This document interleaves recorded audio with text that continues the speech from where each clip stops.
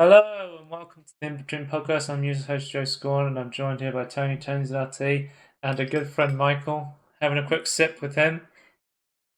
A quick Quick sip. sip of the good stuff, as they A say. A quick quick sip. H2O, yeah. Yeah. Um, I was gonna how, make a how, joke. how are you, Tony? I was gonna make a joke that I was ill over the past week, but I can't decide if I made a ligma joke or an age joke. So Okay. Well, you've been sick. It's definitely Sunday with the. It's actually yeah, almost Sunday. Because we yeah, keep joking that we keep missing Sunday because we've been so busy recently. yeah. Just Like another just quick sip stuff, of water, just to just stay like hydrated. stuff misaligning. Yeah. But yeah, I'm moving currently, so I have a bunch of shit in boxes. I'm moving for the third time in a year. You you get used to moving around at this point. Um, but I have been doing some Steam Deck stuff recently. Um, I was complaining recently because I was saying I keep playing games on my Steam Deck and I have no way to show you guys them because I'm playing them on my Steam Deck. But You haven't got a somebody, capture card, have you? no, somebody's made a plugin for Decky, which is essentially um, like a third-party mods you can use inside the SteamOS, Yeah. and it's called Decky Recorder, and you can basically use it to record your Steam Deck while it's in SteamOS game mode. Oh, okay. So I got some footage here. Actually, I guess I can show you guys. Okay, what I've been playing.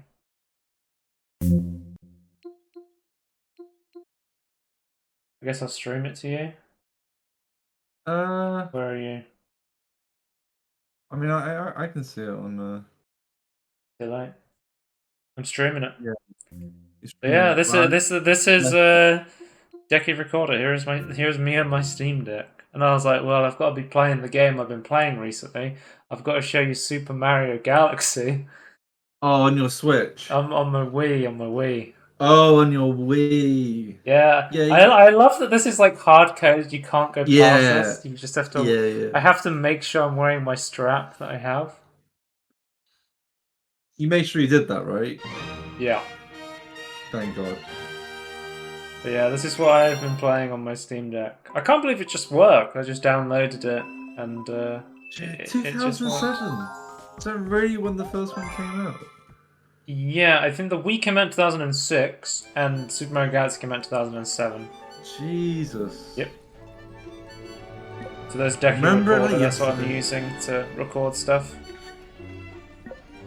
Just going into Power Tools to make sure SMT is turned off for better emulation. Yeah, here's Oh, right, yeah. um oh, not that. Is that better emulation like across the board or just like in specific emulators? Specific emulators and specific games on Steam as well. Okay, Valve right. themselves have said smart multi-threading is actually something they want to look into just putting into SteamOS because of how useful it is for certain games. Right. Generally, turning off SMT gives you better CPU performance. This is what I'm I doing at the guess. moment. As you can see, I have like 108 stars. There's 120 stars in the game to 100% it. If you're a sane human being. Um, Technically, if you beat the game 100%, you unlock Luigi, who has slightly different physics, and you can replay the entire game again as Luigi to unlock one bonus star. But I'm not going to do that. Why? What? That's just for people who really want to keep playing Super Mario Galaxy, I guess. Right. But yeah, I mean, you can emulate most things on the Steam Deck, and honestly, I've had the Steam Deck for 2 or 3 months now, and it's mostly an emulation device for me. That is what I've been playing. It's either I'm playing like party games, getting it plugged into a TV, or I'm playing like an emulated game mostly. But it's really cool that I can record stuff when I play on the Steam Deck now, so I'll be able to show you guys um, all the gameplay of what I've been playing on there as well. And it's cool that, there's a couple of Steam Deck channels I follow, and they're basically saying one of the most OP things about the Steam Deck is the community. Just how it's just Mm. like people are like, oh, I have a Steam Deck and I'd love to make a recording, and it's just like somebody in the community's like, I can make that, we can put it into Decky, and we can get this, solved, and you'll be able to do this sort of shit. So this stuff is genuinely really really cool. I was been to slightly about this well sort of before we started recording, but I started watching the Linus hot takes video. In Yeah. that, like he was saying, there's like technically there's well, I say technically there's like a million over a million Linux consoles at this point. It's like not something I Yeah, really because appreciated till he said that. there's over a million Steam Decks sold, so that means there's a Yeah. million more Linux users. And I So was like as a developer, I'm like, oh hell yeah, I'll develop for Linux. So look that's at like that. me thinking like as a Okay, I developer, gotta like I would say, do that. like I've played a bit of Mario Odyssey, and Mario Odyssey definitely has a. I would say it definitely has a bit better movement than Galaxy, but Galaxy still has like really good movement. Like you see that you can like BLJ into fucking wall jump into a star spin. There's just like that's always the great thing about Yeah. Mario games. They have insane movement tech. If you don't know BLJ means backwards long jump. It's a speedrunning term because there's in Mario 64, there's a set of stairs that you can glitch up backwards if you backwards long jump up them, which is like a Okay. common speedrunning trick. I've never played Super Mario 64, but I've seen so many people speedrun it. It's one of the most relaxing games to watch. But anyway, we will do a full tangerine on Super Mario Galaxy. I'm very close to 100%ing it, and I have a lot of thoughts about it. But if I Okay. start talking about Super Mario Galaxy now, the podcast will be 4 hours long. So I just wanted to show you guys. Again. I can record whatever I'm playing on my Steam Deck now, which is awesome. And just how great Super Mario Galaxy looks at 720p, even blown up like this. Yeah, I think I mean we both like 2K monitors, right? But like I feel Yeah. like 720p is it's pretty okay, especially like if you've designed your game around it, like assuming that everyone had that Well, tech. Like so this is running at 720p, but this is 2 times the res of the Wii. okay, I should have I can switch on the fly between internal reses, and I thought about that after I finished recording. so you could record at like Yeah, its fake I native internal res. yeah, it looks fucking awful. Like native res of the Wii. The Wii did not Yeah. hold up well in terms of like native res. Mm-hmm. But just turning up to 720p on the 7-inch, Steam Deck screen looks amazing.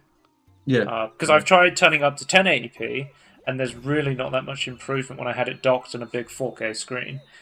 So that was either there just wasn't that much of an improvement from going to 720p 1080p, or Steam's image scaling that you have on the Steam Deck dock is just amazing, which could be the case. I don't know. Yeah, I don't know much about that, so that might be very well the case.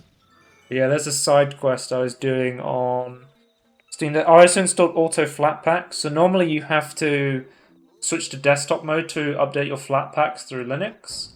But somebody made a Decky plugin that just allows you to scan through SteamOS, so you don't have to go onto the desktop to update them, which is a lot easier. Nice, yeah. Anything else I More installed UI. recently?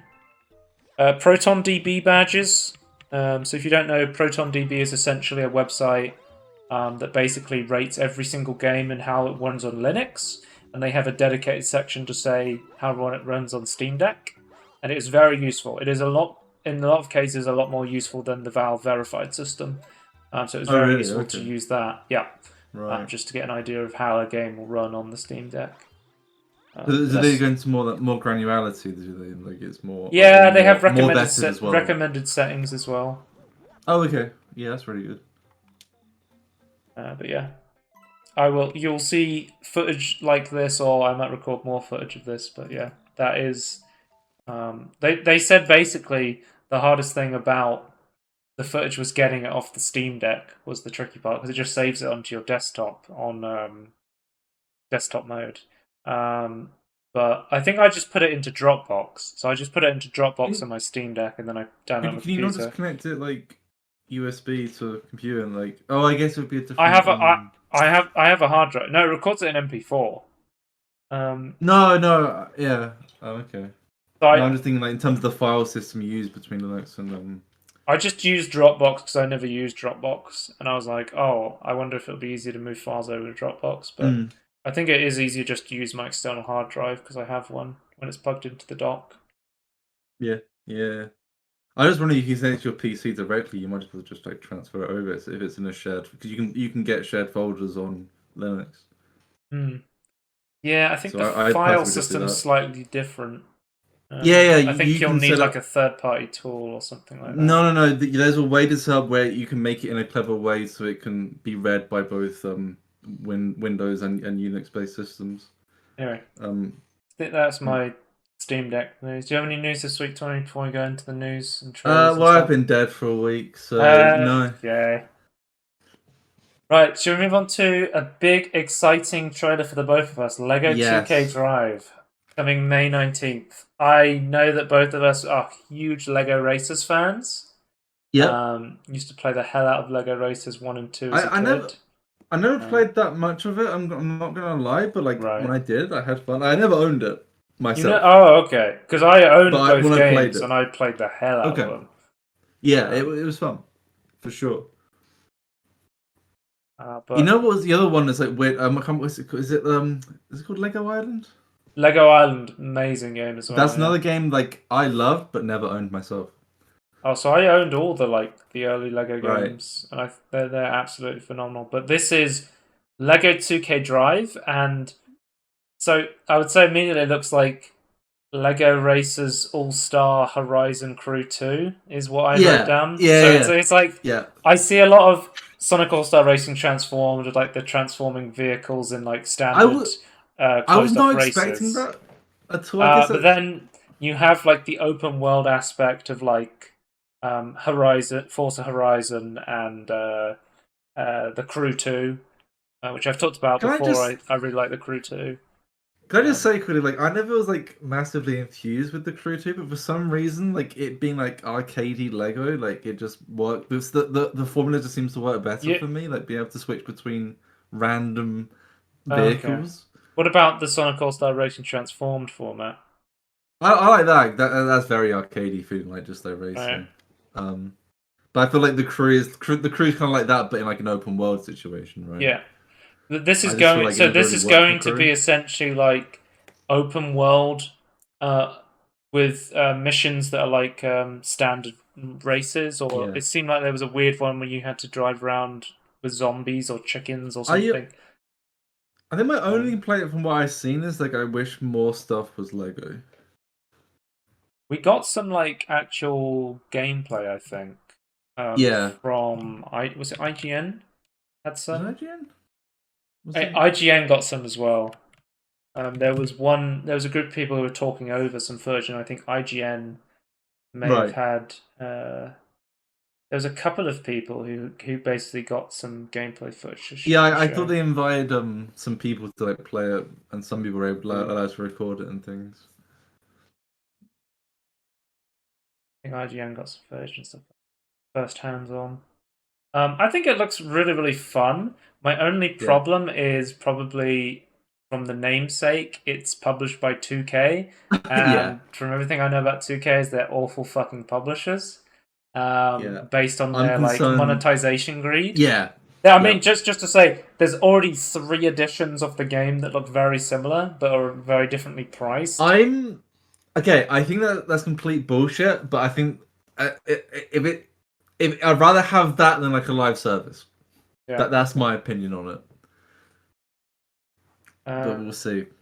yeah, because I think I read it, and there's like one of the tiers locked the hamburger car behind one Hmm. of the editions, and I was like, "What the fuck is this?" Because I thought it was You going to be, you could just put blocks down and build whatever car you wanted. Because that was the original Lego Racers. You could just well, build your own car out of blocks, essentially. what the bit I saw that is what they were doing. So I'm wondering if different tiers have like unique bricks and blocks that you can only Hmm. get through certain editions of the game. I don't know. Well, this came at the right time for me because I've just been playing Lego Ninjago, and that's a great Yeah, little Lego game. yeah. Um, Ninjaga's a weird one. Like, it's been like kind of a late. I didn't really know about Ninjaga until like last year, basically. And it's like kind of realized really? that some of the stuff is really cool. And like, no, it's not. It kind of just went way over my head. Like I never really saw it, and Well, then because I saw the film when it came out, but it wasn't as right, big as the original Lego movie no, or all at the Lego uh, Batman for even. yeah, Lego Batman I think was really good. Yeah, Because there's like four. There's Lego movie, Lego Batman, the Lego yeah. Ninjago movie, and then they made a Lego movie 2 that I don't think as many people saw. Because I don't even No, remember what happened in the second Lego movie. I've not. I've only seen the first Lego movie, so I don't Right. actually know much The about Lego anything. Batman movie, I'd say, is definitely worth watching. It's very I funny. yeah, when it I came love Will out, I Arnett, was told to so watch it. Yeah. hilarious. But yeah, this game does genuinely look fun, and I'm really hoping 2K doesn't ruin this because I would love to play this. It looks absolutely fantastic. Um, did we see? Is there crashes in this game? It seems like a lot of stuff is destructible in a Lego sort of Are physically way. are you destructible? Is I guess my question. Don't know. I don't. I just I'd found it's been assume a while not. since I properly like combed through the trailer, and I was ill for that week period in between. So like, my Well, memory's a bit fuzzy. we have like new footage that shows like more gameplay, and it seems Okay. like it's mostly just crashing into like objects, sort of like GTA style, I think. I'd just And be then cool. maybe Like, I some don't want. like vehicle destruction of other Yeah, I don't NPC need like. vehicles. In my opinion, I don't want like Wreckfest like precision damage or anything or like beam NG. But I just kind of cool Yeah. like you had like a health bar and as like as you took damage I like kind of wish parts more came off your stuff was body. Lego, like that Yeah, you can see some of the textures are like low resolution textures, and they're just kind of let banking on the fact that they have enough Lego yeah to, you know, appeal the to you. Lego World's sort of open world survival game like I think does it right. Whereas like even like the water is Lego and it just looks Oh, absolutely Lego fantastic. Worlds. Yeah, Lego Worlds. Yeah. Yeah. Whether or not that's a good game or not is a different question, but I think the premise of Lego Worlds is really cool. Man, it's always hard to go back to um, looking at non-ray traced Lego after playing Lego Builder's Journey because it just looks so fucking good. Not to say the Lego Mm. here doesn't look good. I think it does look quite good. But just One day. when you have that kind of like lighting and realism on the plastic, it just looks so We insane. need cheaper ray tracing capable cards, and then it'll just You become just more need explosion. DLSS for the Lego generation Yep. technology. You just need a 4090 and DLSS 4. 5090 at that point, it'll be Sorry, yeah, it'd be 5090 a tie. it's 50. Yeah. All right, we've talked about Lego long enough. Let's move on. Uh, Shroud and Sacriel have announced Project Astrid from Splash Damage. These are Who? two. Okay, so you don't know these guys, but Shroud is considered to be one of the best like FPS gamers. Right.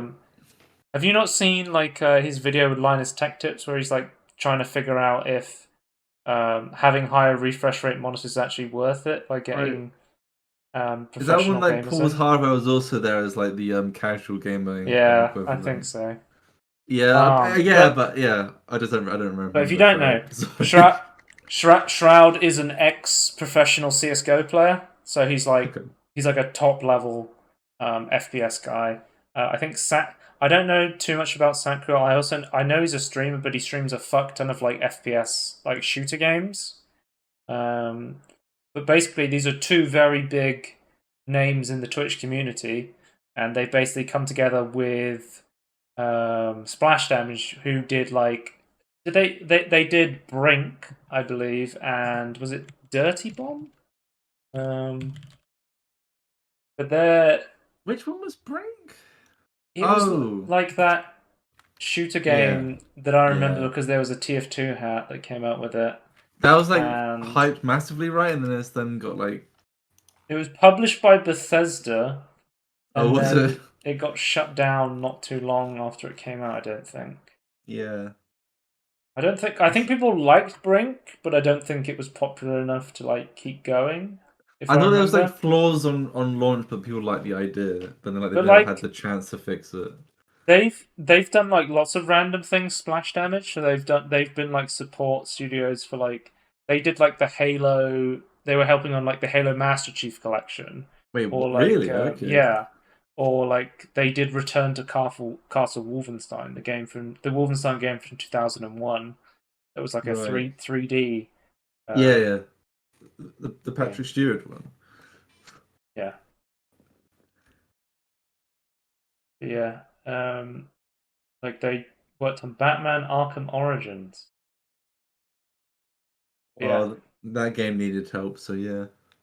I think like Brink and Dirty Bomb were their big like standout games, and then they've been doing like a lot of support studio stuff. But it seems like they do have some talented developers there. I'd be interested to see what comes out of a company working with big streamers, because obviously immediately you have somebody who will advertise the game. That's always going to be a boon to a Oh yeah. developer, right? Advertising funds not required. I just think it would be interesting to see if high-level FPS gamers can actually input their thoughts into making a better game. We'll have to wait and Yeah, see because whether that's true. no, maybe glorifies the wrong word here, but like in a way, like kind of like glorified QA, but like they give like direct feedback and have more of a involvement in it. Well, I mean, I think that's quite useful. we saw like I think it was last year or the year before we had OTK, the like Oh yeah, Asmongold like MMO guys. They were investing in the ex Blizzard dev company who are basically yeah. making another MMO. So they're like, we're MMO guys. We know what we're talking about. We're gonna help these guys build a game. So will the MMO players be able to make a good MMO? Will the FPS gamers be able to make a good FPS? We'll have to wait and see.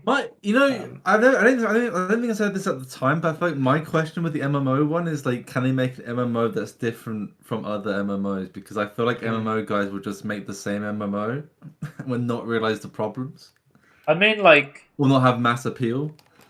I don't know if you know this, but like, famously, Jeff from the Overwatch team, he was a World of Warcraft developer before he Yeah, was like the head guy at Overwatch, and before he was he worked as a developer on the original World of Warcraft. He was a raid leader in I think it was EverQuest or something like that. Like he was okay, just there's this like famous post of him just on the forums calling the devs like brain dead and R worded and stuff like that.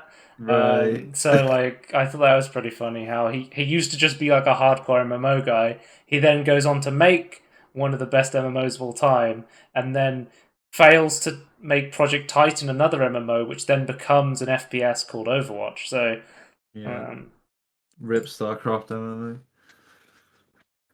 but yeah, well, this one really is just pure speculation at this point. Basically, Yeah, they've come out and said we got Shroud. Good luck. We got nothing else. yeah. Good luck. Sludge Life 2 has been announced. I don't know if you remember this, Tony, but this was the game. Sludge Life 1 came out like free on Epic for a year. It Right. was published by Devolver, so I was like, okay, I'll check it out at some point. It looks really interesting. It looks really weird. Obviously, interesting and weird. What? That's So, Devolver. what And do you do? so, Tony, I have no fucking idea what you do in this game, and I haven't looked into it because it looks so fucking weird and interesting. I'm just gonna play this game completely. First, I'm just gonna play this game completely blind and just go in and just experience it. Apparently, if you like '90s collectathons, people said you would like it, and I love '90s collectathons, so mm. we will But it see. says here, first person vandalism sim, is in like immersive sim sort of way of doing, or is it just like you're simulating I vandalism? It That's might my be kind of like question. Jet Set Radio. You're just going around spray painting stuff as like collectibles. I Yeah. don't know. But as part of them releasing the second game, I guess the first game did well enough, despite the fact coming out free on Epic and then going to Steam. For the past week, they put the first game free to claim on Steam as like a promotion for the second game. Oh, Um, interesting. so I picked it up on Steam. So Hang on, they once, recommended Such Live 100% guide. Here we go. okay, how long is it? It's not very long, but I don't Okay. know if it's like a full walkthrough, just like explaining how to do it. It's only half an Uh, hour long. that's coming to PC this year, Sludge Life 2. Um, Sonic Origins Plus. So we had Sonic Origins, which is essentially like Sonic 1, Sonic 2, Sonic Knuckles, which was basically put them all together into a collection emulated, and then added like quality of life features, and then remastered them in like HD and stuff like that. I heard Yeah. mixed things from this. Apparently, they were using like incorrect like shading, and there was a bunch of like weird stuff, like anti-aliasing looked weird on it and stuff like that.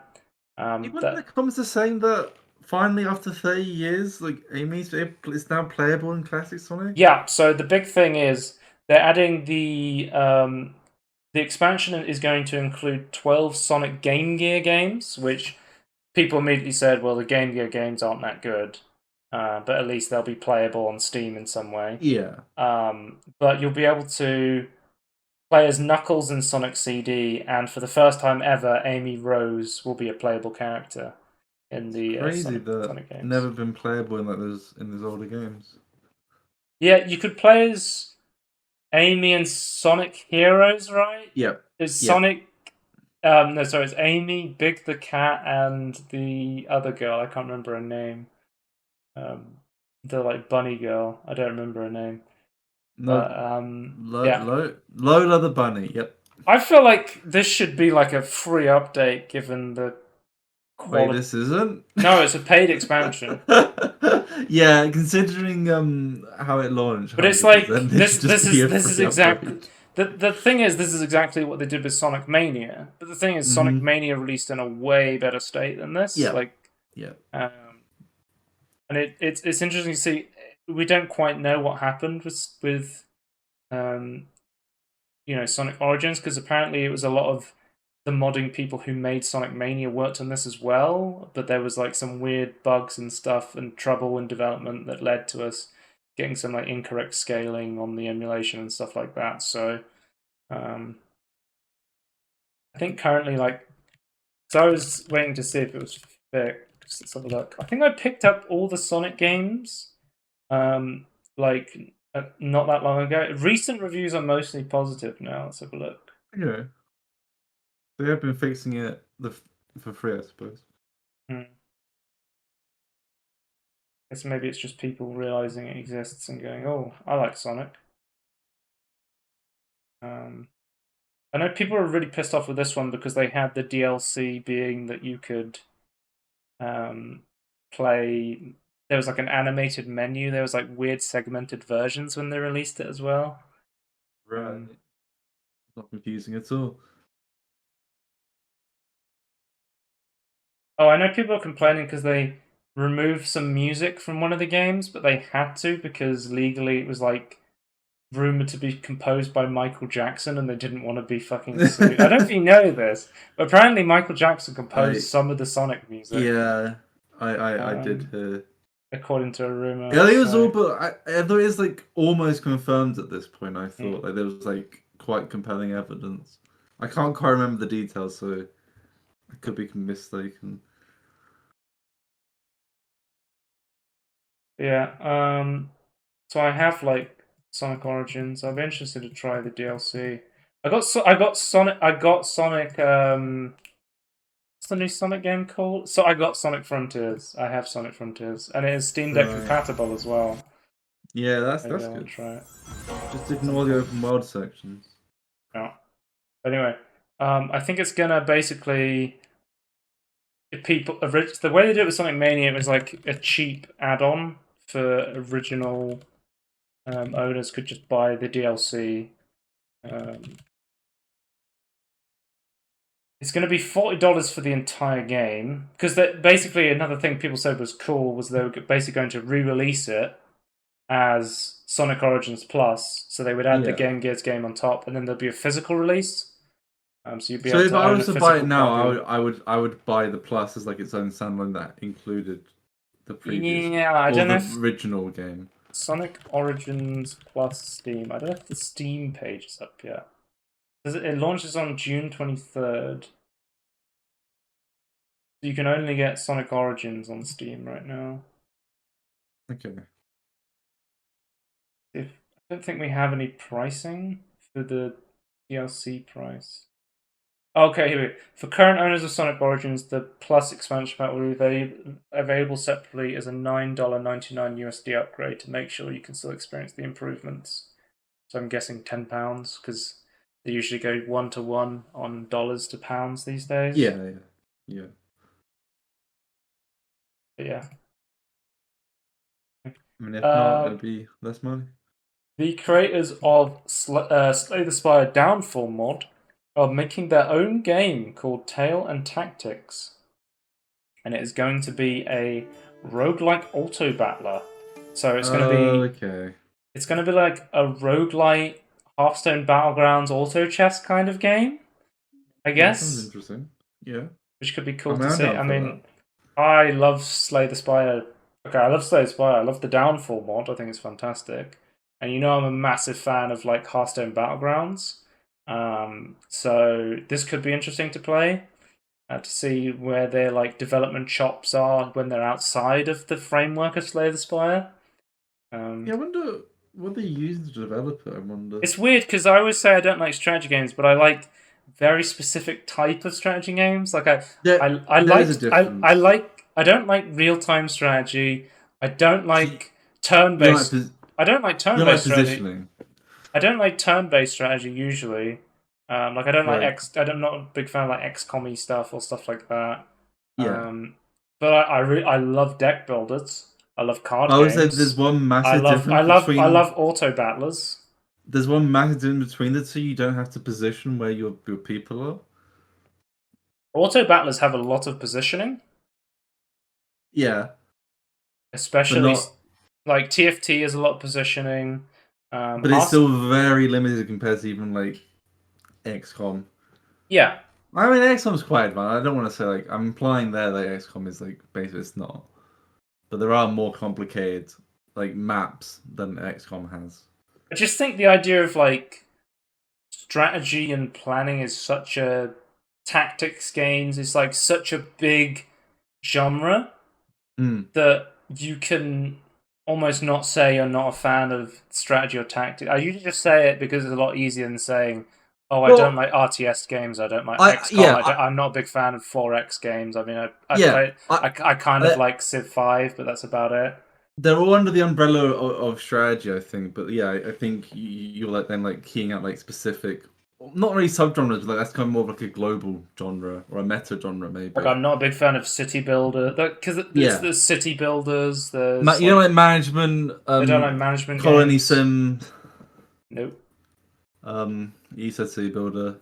Yeah, You, I get, yeah, it's interesting though because like I like all of the stuff under strategy to be honest. I think mm, 4X even I'm coming round to, or like not 4X, sorry, like grand strategy, sorry. That's yeah. like hardcore 4X in my opinion. But even then, like I I want don't better mind UI. I don't mind tower defense. Hmm.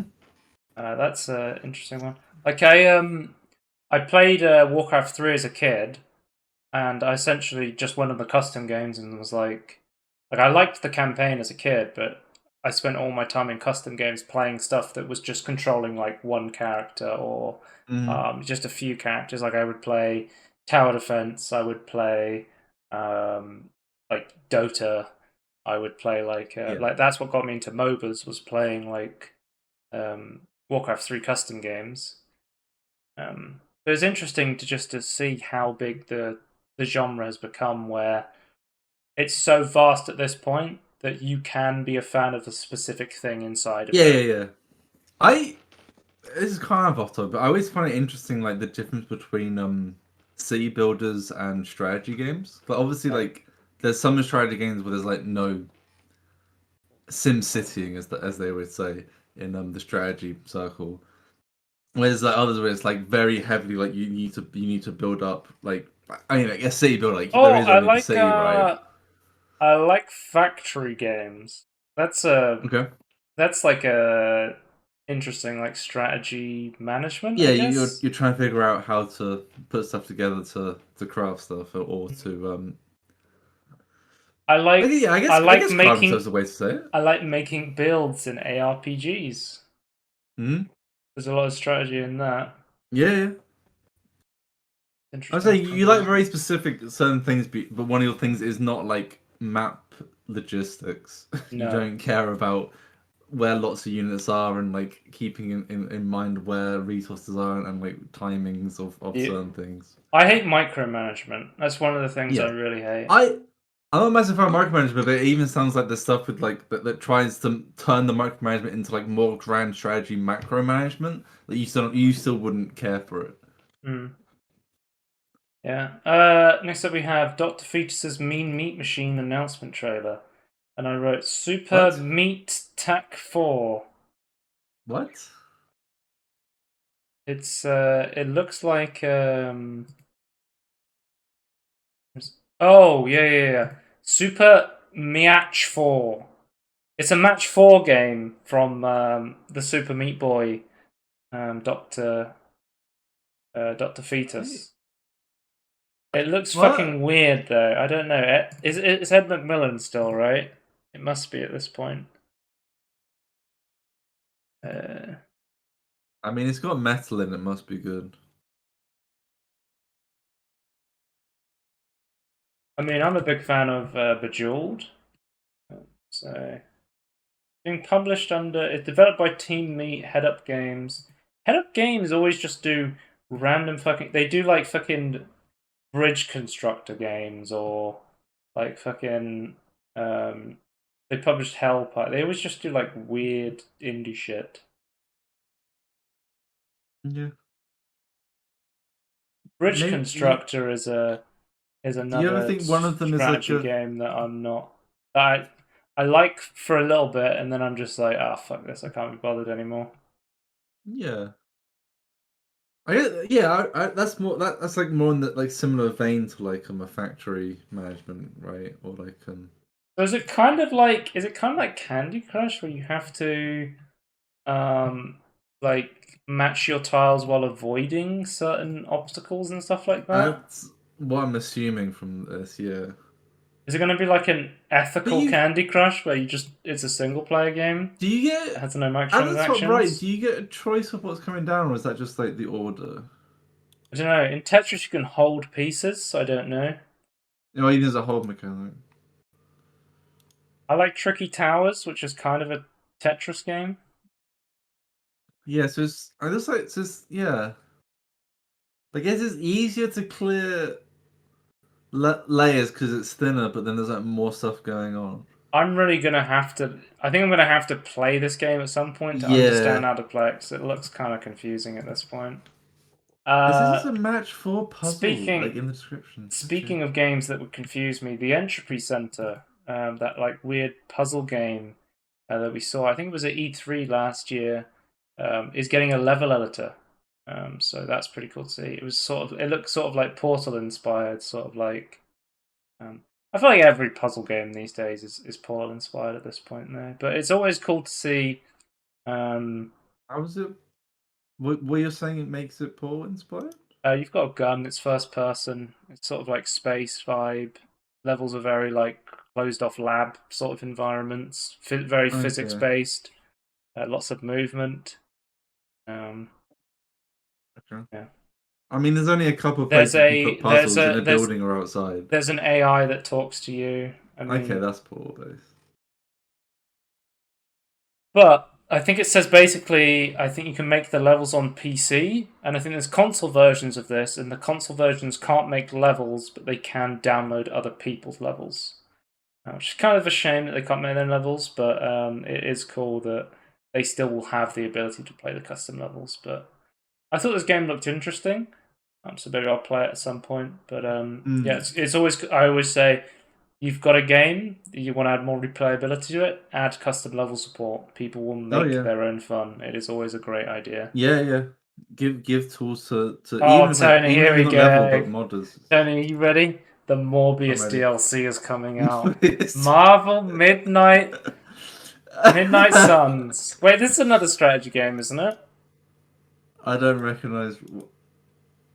Look up Marvel Midnight Suns. I don't. I have no idea about this game. Like, what is this? It's like is it like deck builder? Tactical. It's It's got like a card game with turn-based strategy to it. All I'm gonna say the top comment is it's Morbin time, and I can't agree more. Yeah. But I think it came out and people were actually like, "Oh, it's actually it's a Marvel, you know, it's a Marvel thing," and they thought it was going to be a cash grab, but it's actually pretty fun from what I've heard. Like it's very Right. positive on Steam. I'm not enthused by what I'm seeing, but I don't know. It looks I like just put this on baby here version of because X. somebody commented on the Reddit thread saying it's such a shame. Like imagine being a Morbius fan now, like a fan of the actual Morbius from the comic books, and every time somebody posts something about Morbius, people are just going to the comments to spam. I'm morbing out. I don't know. I think it's Yeah, a funny but meme. the thing is, I know how that feels because we're Star Trek fans. Okay, Star Trek Picard. Star Yeah. Trek Picard season 3 is good. What do you mean, Tony? Yeah, that's fine, but for the longest time, it's like, oh, new Star Trek. Oh, it's a meme. Hmm. Yeah, but Star Trek's not on Morbius level. Yeah, I guess. All right, let's Joe's weird VR game of the week. We have Pandora. Uh, it is a boomer shooter VR game. It kind of looks like Devil Daggers in VR, which I'm all for. This game looks fucking awesome. I really want to Yeah, it play does. this. What the hell? Let's add it to my wish Wait, is list. this not Devil Daggers? No, it's not Devil Daggers. It's from a developer called Sakurima. It looks pretty cool. I think it's like Yeah. it's got like it's definitely an arena shooter. Does it have like a roguelite element to it? It seems like you get power ups It and has stuff. roguelite as a tag. Oh, okay, yeah. And I think it is like a roguelite thing. I mean, Devil Daggers is very simple. There's no like power ups or Right, so roguelike element to it, but it is they just went, a. we'll do that, but more. Oh my god, the gif at the bottom looks more insane than Jesus. I mean, it's still lots of skulls and things. It feels like Devil Dagger 2. Well, Yeah. this game came out on the 16th of March, which is 2 weeks ago, and not a single person has reviewed it. So No. this game is very under the radar right now. This, like, I would say the presentation of this page is It pretty looks nice. really Like, it good. shows, it shows good screenshots and it shows good I just gameplay, saw this in my posted on opinion. Reddit, and I thought, oh, Devil Daggers VR. Wait, is I'll that play that. freeze time stuff? Is it like Mm. Matrix time slow? Wait. When I get my new VR set up, I'll definitely have to give this one a try. It looks Yeah. pretty cool. It's on my wish list. It has that prestige. Oh, for your VR collection. Exactly. Oh, they just speaking of boomer shooters, Humble Bundle just did a brand new boomer shooter bundle that just came out.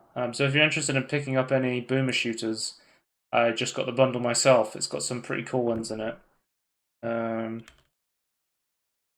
I'll tell you what's in it now because I have the power of the internet.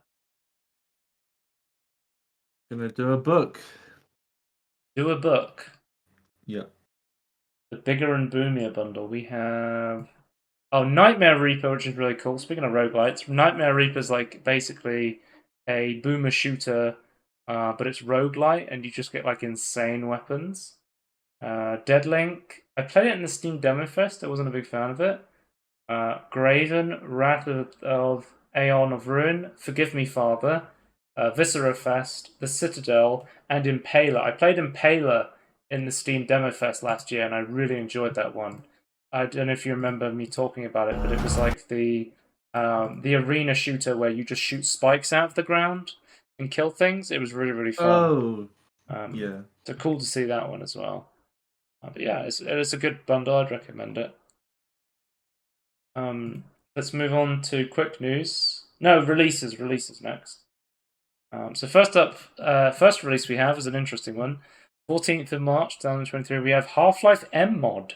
If you don't know, M mod is essentially a fan-made modification for Half-Life 2 originally that basically refined the guns, expanded the player's combat options, fine-tweaked the AI, the visual effects and the sound effects while staying true to the original vision of Half-Life. Essentially, it's just like a better way to play the original game, and like there's like I would say like Half-Life 2 update or Half-Life 2 M mod are probably the most faithful ways to play Half-Life 2. Right. With having like the bugs fixes and being a more enjoyable experience for modern day. But Half-Life M mod, and I gotta say, um, you know, definitely the original Half-Life could do with some quality of life features because Half-Life Source is fucking awful. And I played through when I played Half-Life last year, I played through the Gold Source version, um, which is awesome with all the clunky crowbar noises and stuff like that. But it has like bugs like changing the player models like closes the game or something like that. I remember all there's weird quirks of the fact that it's running on such an old engine sort of thing. And it seems like people are very positive um, about this version of Half-Life. What is it? What engine is it running on? Is it? Have they modded Gold Source or have they modded the Source version? I might just have to download this, or do they say what engine it runs on? I'll have to Google it. Half Life M mod.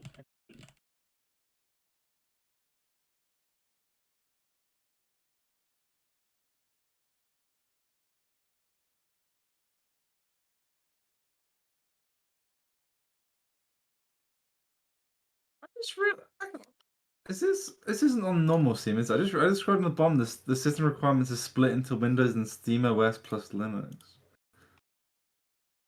Yeah, I think it. I'm just reading this post on ModDB. Who runs some hard-coded engine limits? What engine is it running on? Is it a mod for the Gold Source version, or is it a mod for the must own Half-Life? If I click on this link, it takes you to the maybe this is running on Gold Source. I mean, I played the Half-Life VR mod, which is also on Steam now, by the way. The Half-Life VR mod that I played, which is I would say not in a great state, and I think people who've reviewed it have said as well it's not. Like the Half-Life 2 VR mod is in like a really good state, but the Half-Life 1 Yeah. VR mod running on the Yeah. original Gold Source game is not in like a amazing state. Man, we have so many like Half-Life 1 we have Half-Life 1 VR, Half-Life 1 M mod, Half-Life 1 path tracing just came out. It's a great time to go back and play Half-Life. It is an amazing game and I would highly recommend it, especially Opposing Force. Opposing Mhm. Force is an amazing expansion. Yeah, it's cool to see. Uh, Next up, we Have a Nice Death Day. Or Have a Nice Death, sorry. So this game originally came out, I believe, last year or the year before, but is officially released out of early access as of the 22nd of March. So it has entered that state of officially being a game, and it seems pretty positive from what people are saying. I remember seeing this one and being impressed by the art style. Oh yeah. I was looking at buying. I think I was considering buying this like last Christmas. Like despite it being in early access, I thought it was like enough to buy Mm. then. So Well, it's like an yeah, action that's roguelite good. sort of thing. I just Yeah. remember seeing this at the time and thinking, like, man, I'm kind of done with roguelites, but, And then I played Depends how it's Hades, done, and in my then I played opinion. Hades, and I was like, I love fucking Yeah. Hades, so. I So also think I personally go through the different moods. Like, yeah, sometimes I don't want to just like. I don't think this game does this, but like have endless. Like, just go how far can you get, sort of thing.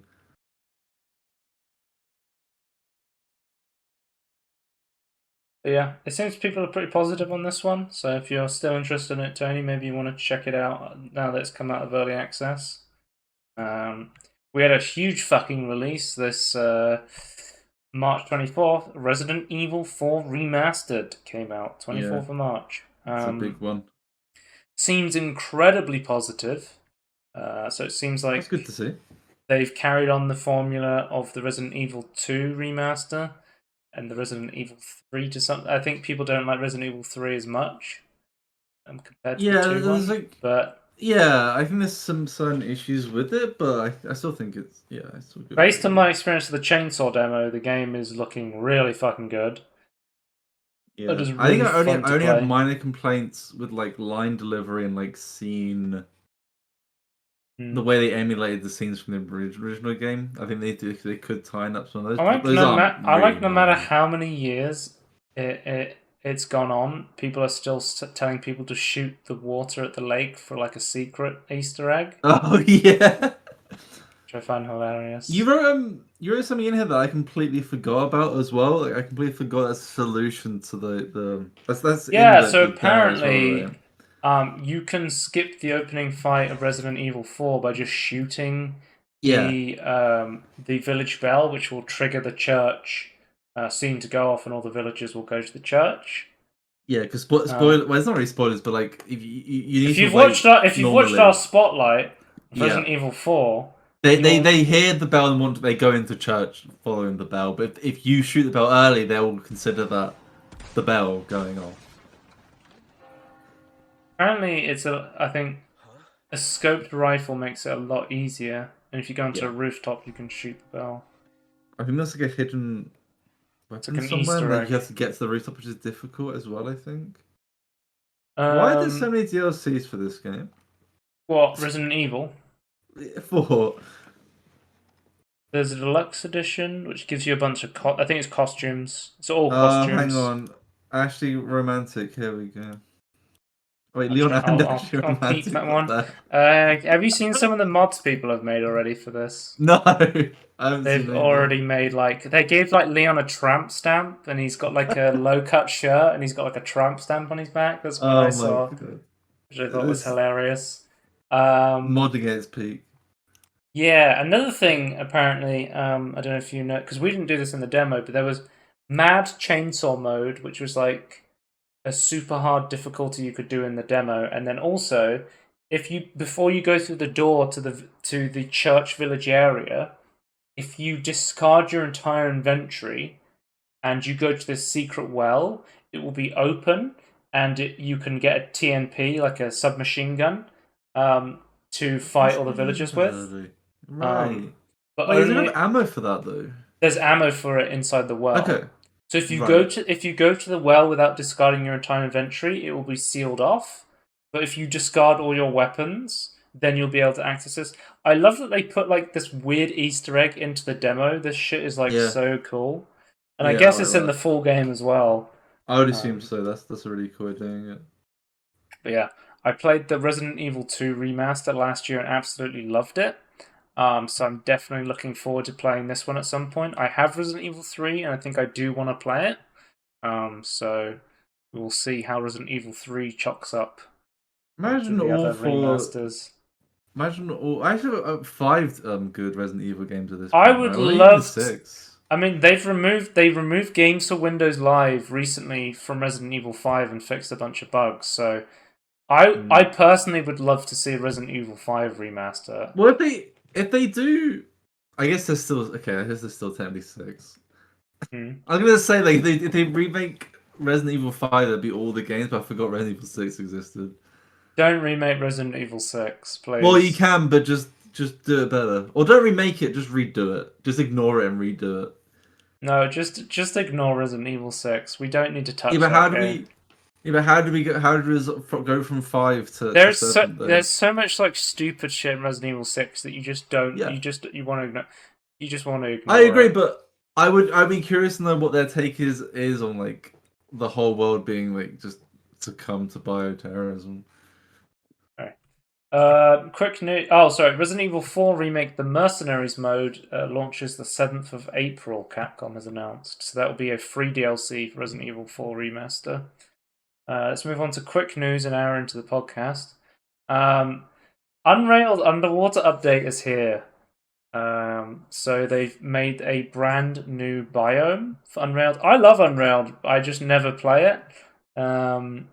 I think it's one of those games where you need to convince a bunch of your friends to play it with you. I have a couple of friends who have this. Maybe I will get them to get it.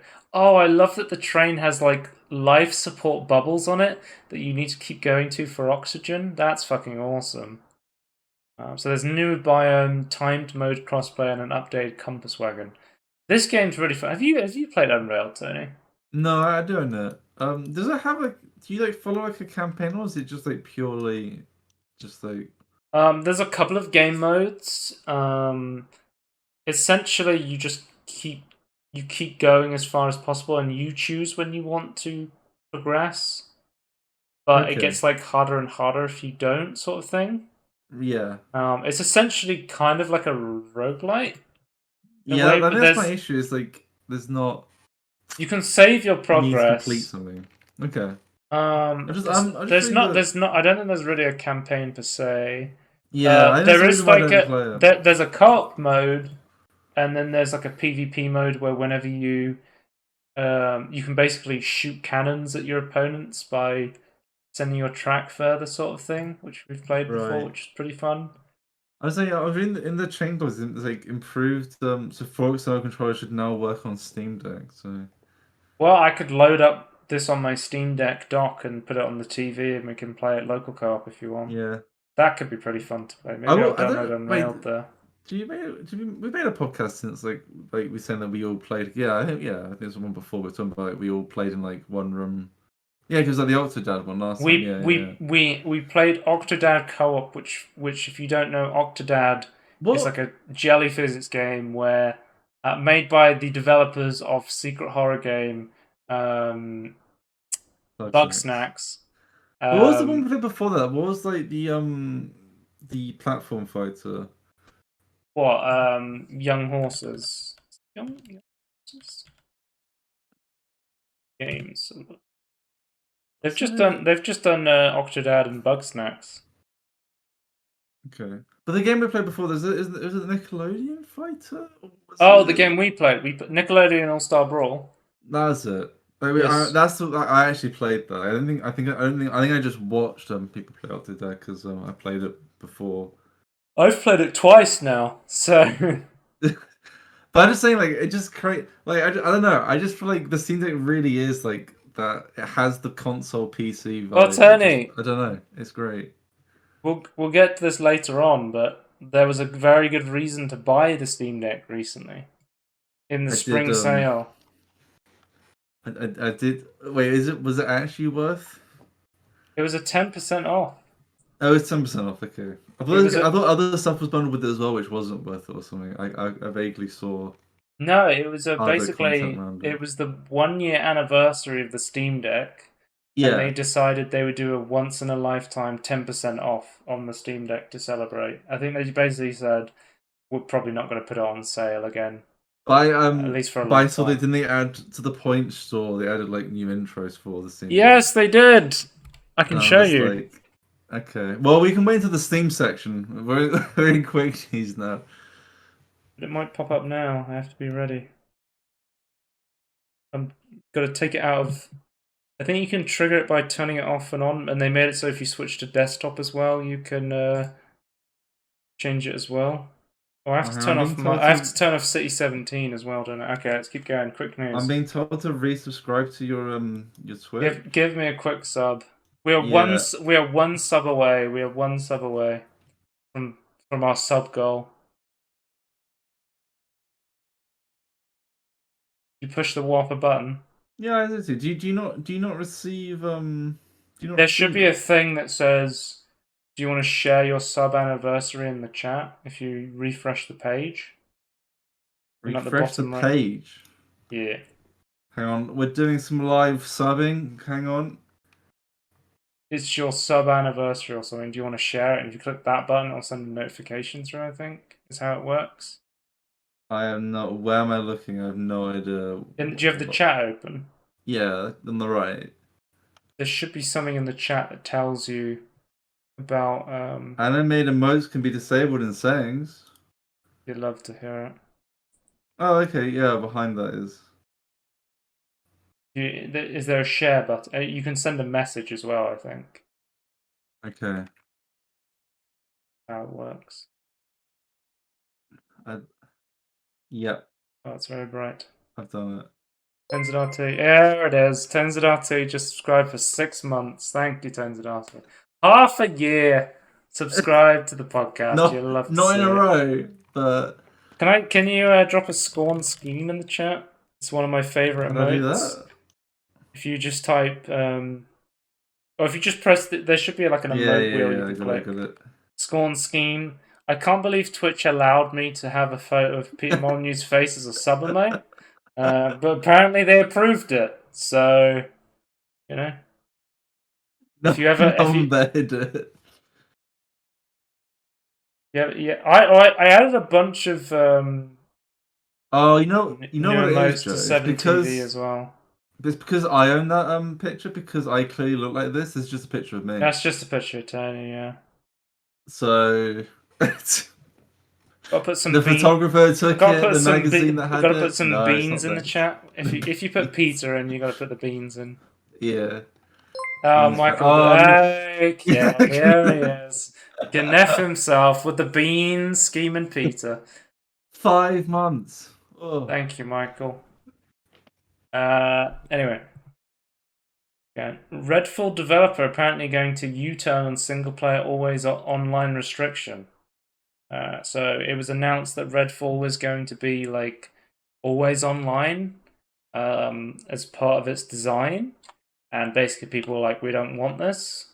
Yeah, because we keep seeing, even if it's not a live service, we keep seeing like always online stuff kind of interfering. Like if you just want to do stuff by yourself. But they spoke to Harvey Smith, the co-founder of Arcane, and he's basically just saying they could say, you're always online, when you're playing Steam. If you went offline on Steam, you would freak out, but that would lack empathy, people may actually be in a place where their broadband is shit or non-existent, or Or somebody you're else on the is using the go internet. Yeah, on your Steam Deck. you're on your Steam Deck. Or you Yeah. just don't want to be online. You don't want to connect to your I would argue is that unless you need to be online, don't be online. Don't be lazy with your coding. That's what I'm gonna say there. But basically, that he said it was designed to be online to help Arcane understand why people played it in a certain way and when they Yeah, that's got called into telemetry. We've been difficulty. doing that for Yeah, they decades. essentially wanted to feed user data back to them so they could That's try and use fine. that to make games Just better. do what But Minecraft does, like turn it on and off. yeah, Like, we these have are all solved. Like we've solved these problems before. We Tony, don't. Elden Ring got a huge patch. I love how there's like so many games recently that have been like, we're gonna add ray tracing, and then they just add like the shittest, like laziest implementation of ray tracing. I mean, I don't know. Have you seen the ray tracing in Halo Infinite? No. It's like they said Halo Infinite was getting ray tracing, right? And they implemented it in multiplayer only. And I'm like, what the fuck? Why wouldn't you implement this heavy anti-competitive feature in single player? Why is it Yeah. multiplayer only? This makes absolutely no sense. Because not they. I don't know. I feel But like 343 has this weird idea of what the campaign is there for. I don't know. But From Software, once again showing that they're amazing at making compelling gaming experiences, but not very good at making compelling ports or technology on their system. No, that's always been their weak point. They added ray traced ambient occlusion and ray traced shadows in such a weak way that it was almost impossible to tell it was on, apart from the fact that it tanked performance. With no upscaling method available, no DLSS, It's no kind of like FSR. it's kind of like Forspoken then in that regard. Like I get it, you're putting this on the console versions as well. Why not use FSR 2.1? FSR 2.1 and DLSS have virtually identical performance. So there's no reason that NVIDIA users on PC couldn't just use FSR 2.1. I don't know if you did you see did you see the hardware unbox controversy recently, where he essentially said he was going to start benchmarking every game with FSR 2.1 on both cards, because it was the only hardware agnostic upscaling that was available, and that most Right. gamers these days are playing games with I upscaling would. turned on. Okay. What did people say before I say anything? Essentially, they said DLSS is better performance and Yeah. DLSS is better looking, which he Yeah. literally said in his video. He said, I agree that DLSS has better looking upscaling at the end of the day, but FSR 2.1 and DLSS have identical performance. So, in response to people basically making this massive hate thread against him, he went and he benchmarked every single like 50 games with FSR 2.1 and DLSS on both an AMD card and a Nvidia card, and FSR 2.1 and Nvidia had almost identical performance. Yeah. I would expect them to be, even if they deviate in the future, to be very similar. I don't know. I would argue that But he, there's. he, he essentially just said, look, going forward, I'll just benchmark at native res. I That would say this. I feel like there's no. My question is, why do you need to jump through this hoop anyway? Like, if you're gonna test with some sort of scaling resolution, why not just the best on both? Like, whatever works best on one card, you use then the best on the other. because It's that's an kind of insane like. amount of benchmarking. No, it's the same. You just have one on. Not I'm not saying turn one off, turn on. Like, you just go Oh, you're FSR, AMD, you're saying DSR. Nvidia DLSS and then Yeah, AMD best to FSR. best. He was saying the It's problem was it wasn't an apples to apples comparison. Why is it not? It's kind of like the old back in the time, like, oh, well, we need to compare AMD. Like, Because AMD were adding wait, more cores and Intel was still quad core. he, Oh, we need to he make sure it's addressed core to this. core. It's like, no, you don't.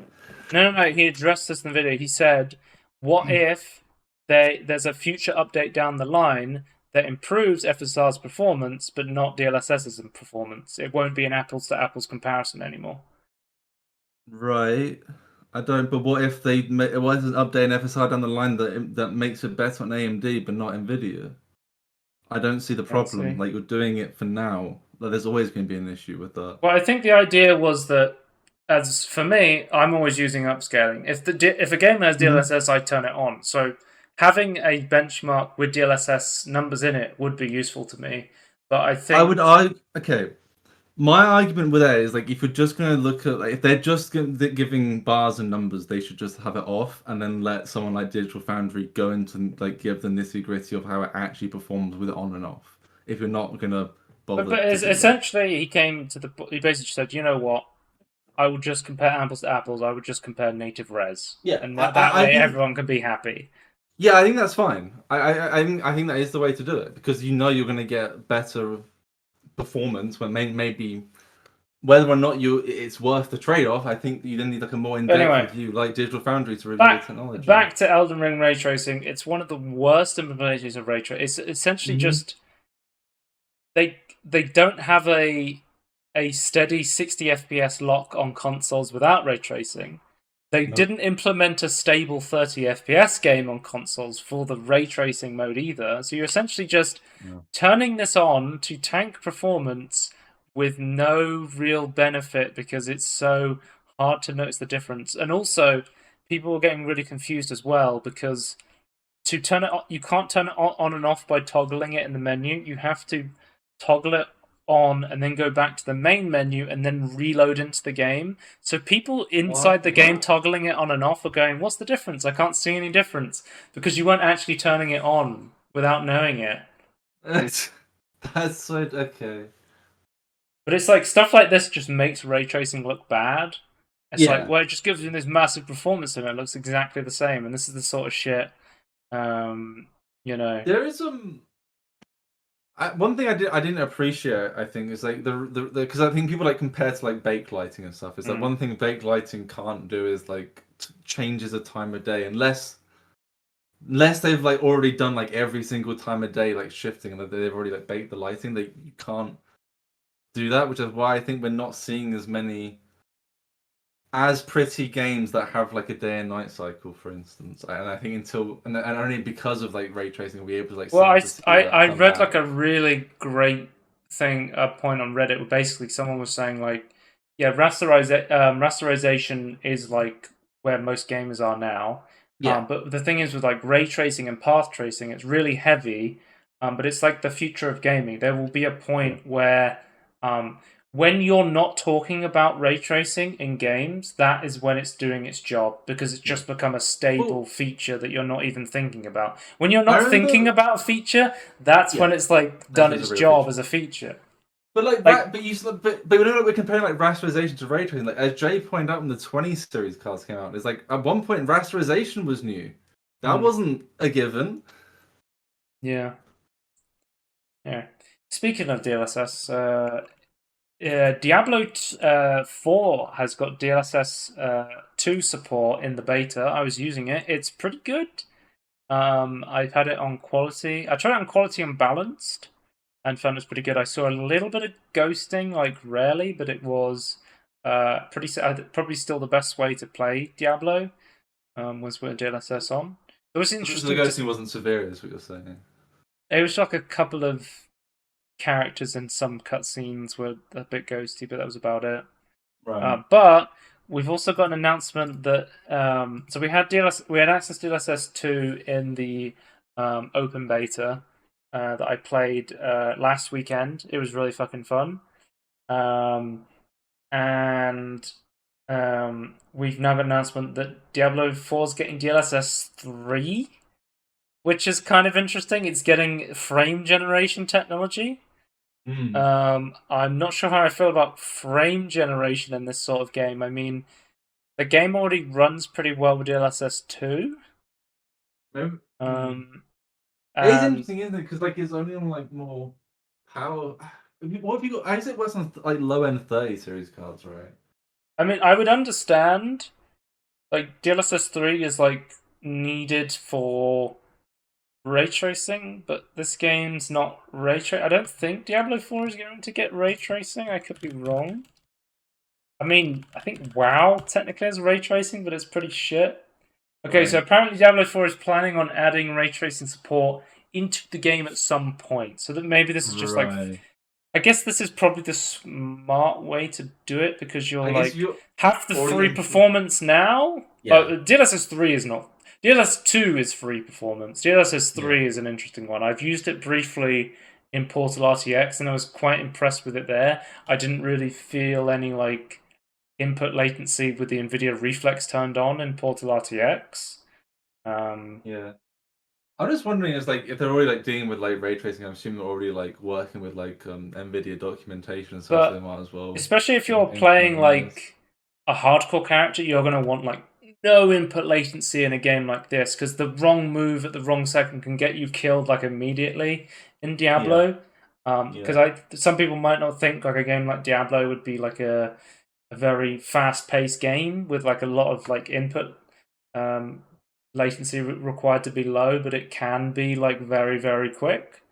Lots of like micro high APM sort of thing. Mm. Um, so I think if there's, I don't know, if a game launches with DLSS 3, is it guaranteed to have NVIDIA Reflex? I don't know. I But would assume so. I think I would say to most people, you probably shouldn't use this unless it comes with NVIDIA Reflex, and at that point I would Yeah. try it. But honestly, playing it on my system in the beta But with DLSS 2, I was able to yeah. get 165 FPS, 1440p DLSS quality. So Yeah. You it have wasn't. got a beefy card though. I've got a little bit of a powerful I was system. gonna. Yeah. My question My was though, system's kind of like, if you're powerful. Yeah. playing, like, say I was a player, like, I don't care about like hardcore Yeah. at all. Like, I guess I wouldn't be. I don't need like that. I could get away with having Well, delay in you my couldn't buttons, use like, DLSS 3 because yeah, it's it's locked true. away to the 4 That's series what I mean. generation. The LSS3 is a weird one to me. Like, I don't know how I feel about it, but it is cool nonetheless. I'm wondering if it. Again, I'm still waiting for like DLSS 3.1 or something, I think. Yeah, I think the thing is when DLSS 1 came out, it was really shit for a while, and then Yeah. DLSS 2 came out and pretty much fixed up everything. It became like insanely good. So we'll have to wait and see if Yeah. Nvidia works out the magic sauce. We'll have to wait and hear more about AMD's frame generation technology. Yeah, I kind of have faith, like the way they've implemented, like I kind of have faith there's like wiggle room to improve it. So But yeah, yeah, I might do a Tangerine. By the time we do another Tangerine, Diablo 4 will fully come out. But I'll just oh, say we just in time. quickly. I'll just say quickly. Well, it comes out in June, so we only have like a couple of months until it actually Yeah, fully okay. comes out. Right. Um, but I will just say, I played the beta. I quite liked. I played Druid because that was the new class that was available, and I liked the idea of playing a Druid. And then I played Druid, and I was like, this is boring. I don't like. I think Druids are really weak, and especially like the werewolf shifting builds are kind of boring to play and very underpowered. I was yeah, you instantly like transform between like normal form and werewolf form, right? Yeah, but the thing is, when you go into werewolf form, you're essentially just auto attacking. It's like Yeah, mostly what you're doing. in my head I'd be like, oh, it's like a different ability, but you like it takes a little bit to transform, but you have like completely different abilities. So that's kind of like what I was expecting. I wish it was more like Greymane in Heroes of the Storm, another Blizzard game with a shape-shifting werewolf, where you have like a human form where you like shoot bullets and stuff like that, and then you essentially go into like a werewolf form and you charge at your enemies and bite Yeah, them and do stuff but like that. That was really cool. the two modes feel different. Yeah. But the best thing I did was with I mean, I heard like the werebear form was all right. Like if you wanted to be a bit tankier, I would maybe try werebear if I was playing a hardcore character. I think I'm not going to play hard. Okay, so based on the beta, I've decided I'm playing on launch. Right. Um, Based on the beta, I'm probably going to roll Necromancer because they're insanely fun, and I love No minion fun. builds. Yeah. And I think once I've played my launch character, I'm going to try a hardcore character because I love playing hardcore Diablo. There's just something really funny about it, especially if you get a bunch of friends together. Um, yeah, I Is it the hardcore stuff based upon the season stuff, or is that just you can play hardcore at any point. I played right? a Okay. hardcore character in the beta. Okay. You can Okay. play a I just hardcore not. character, which is pretty hilarious because during the beta there was a rare encounter with the butcher where the butcher will just come and attack you, and he's essentially like over leveled to shit. So like I remember the first time I encountered the butcher on my druid, I just fucking died, and then I encountered on my necromancer and I just destroyed him, and I was like, oh, one of these classes is not like the other, um, where you just run like Necromancer, you just run around blowing up corpses and you just kill everything, and then Druid, you're just like slogging, hitting things for like 10 minutes. Um, I really hope they buff Druid to make him like more powerful, but also make them more interesting to play. I like the Yeah. idea of like the Druid fancy. I mean, I like Druid in World of Warcraft. I like playing Feral Druid. So I'd love Do you to actually change your abilities like in like Druid in Warcraft? World of Warcraft. Yeah. Druid is one of the most flexible classes in WoW. It has four forms. It has a tank bear form, a damage cat form, a healer like tree form, and then there's like Yeah. a ranged like spellcasting owl form. And you can like switch between different forms and like, oh, I need to go to human form and cast this spell. I need to go into cat form. I'm taking too much damage. I need to go in bear form. It's really interesting, engaging, and versatile. I did not get that at all in the Diablo 4 Druid. No, Um, it looked pretty boring. yeah, we'll see. I mean, another thing I've thought was kind of like interesting is like you have this like a skill point tree, right?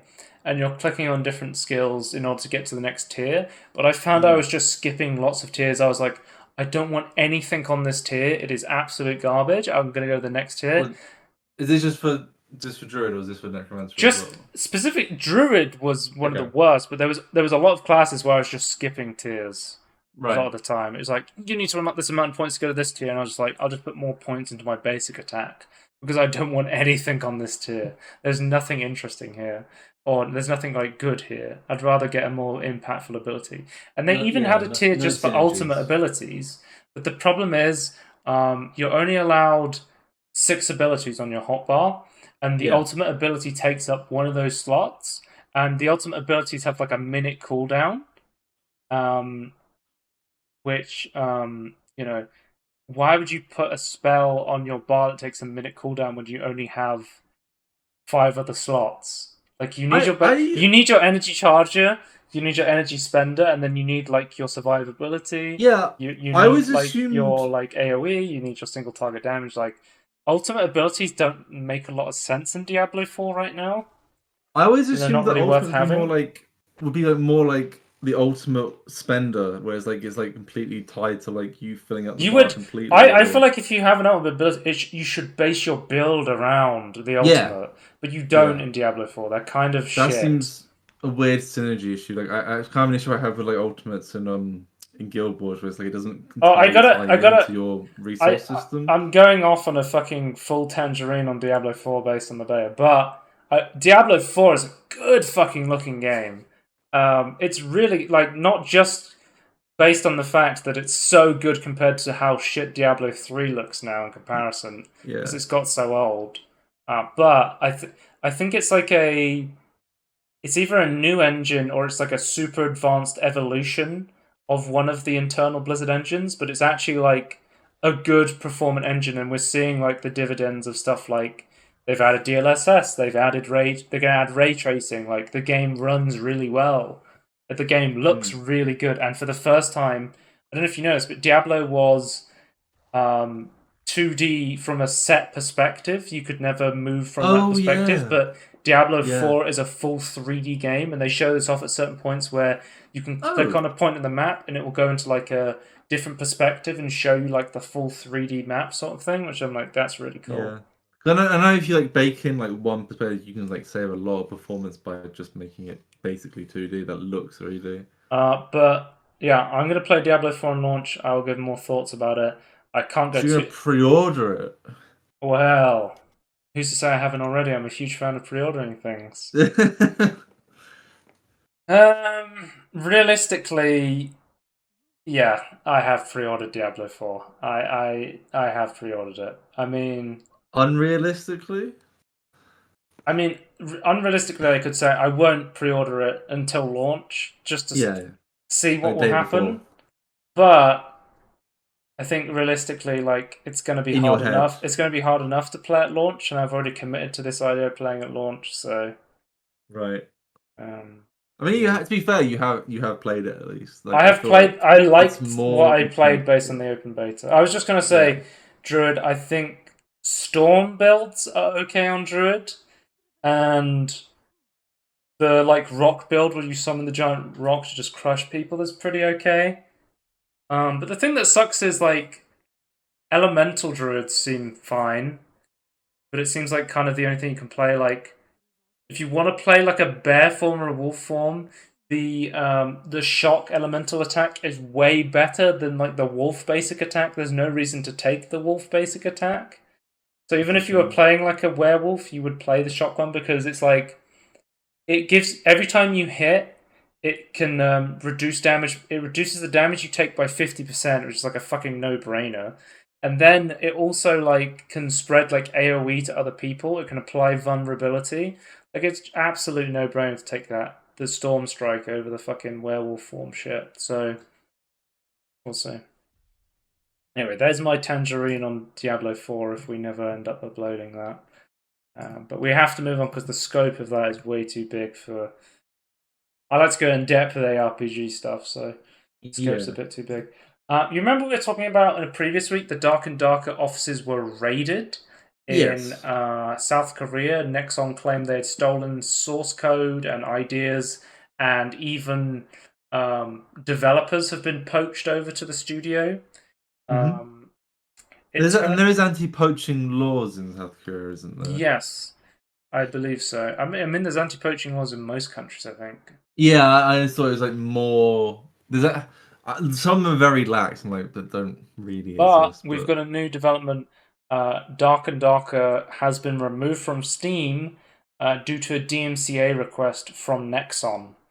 So they've gone and DMCA'd the game from Steam. It was supposed to be in like one of its final like open beta weekends. So I think that's just completely thrown those plans off. Dark and Darker. So it's essentially like medieval Tarkov. I was going. I'm gonna say I was going to play this. I was gonna play the. I downloaded the beta before I went on holiday to Sweden. I didn't have time to play it, and then the next verse came out, and it came out again. And I was like, I'll download it and play it. I never got around to playing it, and then it got removed from Steam. So I've never actually had a chance to test this game, but it actually looks pretty fun. Yeah. Shame it's been removed, but obviously, you know, as a player, you're always going to be on the side of the developer of a game you like. So I have no idea if these guys genuinely ripped off Nexon. But yeah, we have no information. Like we don't have like that based sort of based on intuition. Nexon being fucking awful publishers of most of their games, I honestly don't know if their claims are true. We'll have to wait and see. They could be overreacting because of poaching and stuff, and yeah, I don't know. Yeah, Emulation retro news. I think it was a couple of days ago. The Wii U and the Nintendo 3DS eShops have now officially shut down. I said today because we were supposed to do the podcast on like Monday or something, so it must have been on Monday, I think, right, or something like that. Which was it does 27th of March. So I don't know if you saw a video. There was a guy who essentially spent like he bought every single game on. He bought every single game from the 3DS and the Wii U, and he put them onto a console, and he gave them to like the National Video Game Preservation Society. Didn't he go his way to buy physical copies so it could go to them? Yeah, to be preserved effectively. Well, he downloaded because there was digital. I don't know if you know this, but there was digital only games on the Wii U and Nintendo 3DS shop, and there is now zero way to play some of those games legally other than already owning them. Which is sort of like shit. I mean, we'll talk about this in the Blunders section as well, about removing games from purchase, but yeah. Let's just say, Tony, when I heard the Wii U store was being shut down, I did some preserving of myself. Just to... I am so a little bit of a preserver myself. Yes, I have archived some of the games from the Wii U and put them onto my Steam Deck to be preserved. Right. It's just fucked, man, because the thing is, I don't know if you know this, like, some of the best versions of Zelda HD are on the Wii U, like Twilight Princess HD and Wind Waker HD on the Wii U. There's no like backwards compatibility, like you don't just own it and like you can carry it forward or anything. Nope. Not on Nintendo. Or any in-house emulation. But you could legally buy box copies. If you check eBay right now and look up like Wind Waker HD physical copies, that shit was shooting up in price before the eShop shut down. Guess what's going to happen now? Those prices are going to double, triple, quadruple. These things are going to be so fucking expensive, not a single person is going to be able to legally purchase a copy of these games. And what choice do they have now? Privateering. It's their only fucking choice because Nintendo's too lazy to preserve their own games. I consider it legal plunder. There it is. Well, it's not illegal. It is illegal, but I consider it legal. I don't know. If I was to quote a random person off the internet that said it's not okay to pirate games unless it's Nintendo, that would be a crazy thing to quote. Yeah, that's a good quote. Okay, let's move on to Steam news. Okay, we had a massive fucking Steam news. I can't believe we're just getting to this. Counter-Strike 2 was announced. I literally was talking about this on the podcast. I was like, oh, there's a rumor that there's going to be a Source 2 version of Counter-Strike. But it turns out it's fucking real. Valve actually announced something interesting for the first time in a long time. It wasn't Artifact Source 2. Wait, was Artifact already in Source 2? I don't actually know. I don't know. It might have actually been, right? Yeah, Artifact was... So we had... Dota Underlords was in Source 2, they gave up on that. Artifact was in Source 2, they gave up on that. They ported Dota to Source 2. Oh, yeah. But I think the only other game was uh, Half-Life Alyx was the big um, uh, Source game, other than technically Sandbox, if you count like Gary Newman having access to the Source 2 source code, um, and making basically the spiritual successor to Gary's mod. Which is interesting to see how that's going and how that's going to be affected. But so it's going to be an invite-only beta. So it's non-NDA as well. If you go onto Twitch, YouTube, whatever, you can look up gameplay of people playing Source 2 CS:GO right now. It is able to be streamed, recorded, and there will be an open beta version in the summertime sometime, so soon TM. There will be voxel-based 3D smoke, which I think is probably the coolest thing to come out of this like Source 2 port. The fact that the smoke actually interacts with the environment. You can shoot through the smoke and it'll make through holes. You can throw a grenade and it'll push the smoke all out the way. It will take the form of objects it's around. It looks absolutely phenomenal. Here's another interesting bit. The Molotov now has the Half-Life Alyx liquid shader that was added in Half-Life Alyx, Nice. which I think is really, really cool. The maps are getting an update. So they've basically fully overhauled some of the maps in the Source 2 map editor. Some maps are using lighting and physically based rendering to get better reflections. And then there's touchstone maps that have had improvements to lighting and character read, but have pretty much stayed unchanged. They've just been sort of like Dust and stuff like Dust 2 is just like an Oh, right, iconic yeah. character, Yeah. and they didn't want to change it too much. They wanted it to be Dust 2 still. But I think stuff like Italy has been just like completely built from the ground up for Source 2, which is really awesome to see. I love when Did I everyone look at hate like Italy? I just don't really think it was used in Counter Strike. Right, I okay. love playing Italy. Well, okay, Italy is a hostage map, which hostage maps are really not that popular in CS:GO. Right. I mean, they weren't particularly popular in. I mean, CS Office is my personal favorite map, but it is a hostage map, and I know people always play Diffuse. Um, what was I saying? I was just looking at the images of like the maps, and I was like, oh yeah, that's what they look in CS:GO. And then I pull it across, and I'm like, oh wait, that's Source 2. Like, my brain just remembers them looking better, and I look at the actual image, and I'm like, oh god, they look fucking awful in like Mm-hmm. CS:GO in comparison to the Source 2 like sheen. Fucking awesome to see. And Source 2 tools will be available to the public and will be available on the workshop. So I think I have like a couple of 100 hours in CS:GO, and I don't really play. I'm not really interested in competitive, but I love playing surf maps. I love Zombie Escape. Um, I love that people make co-op maps for CS:GO. So I'm really excited to see what the Source 2 like workshop tools can just let people go crazy and make really interesting shit for CS2. So that's going to be really interesting to see. I don't know if you saw this. They're importing all of the skins from Counter Strike One, Counter Strike Oh, Go One, okay. I guess. But which is obvious because if they were like, we're not importing the skins, the fucking economy would just immediately crash. Yeah. But what's happened is, um,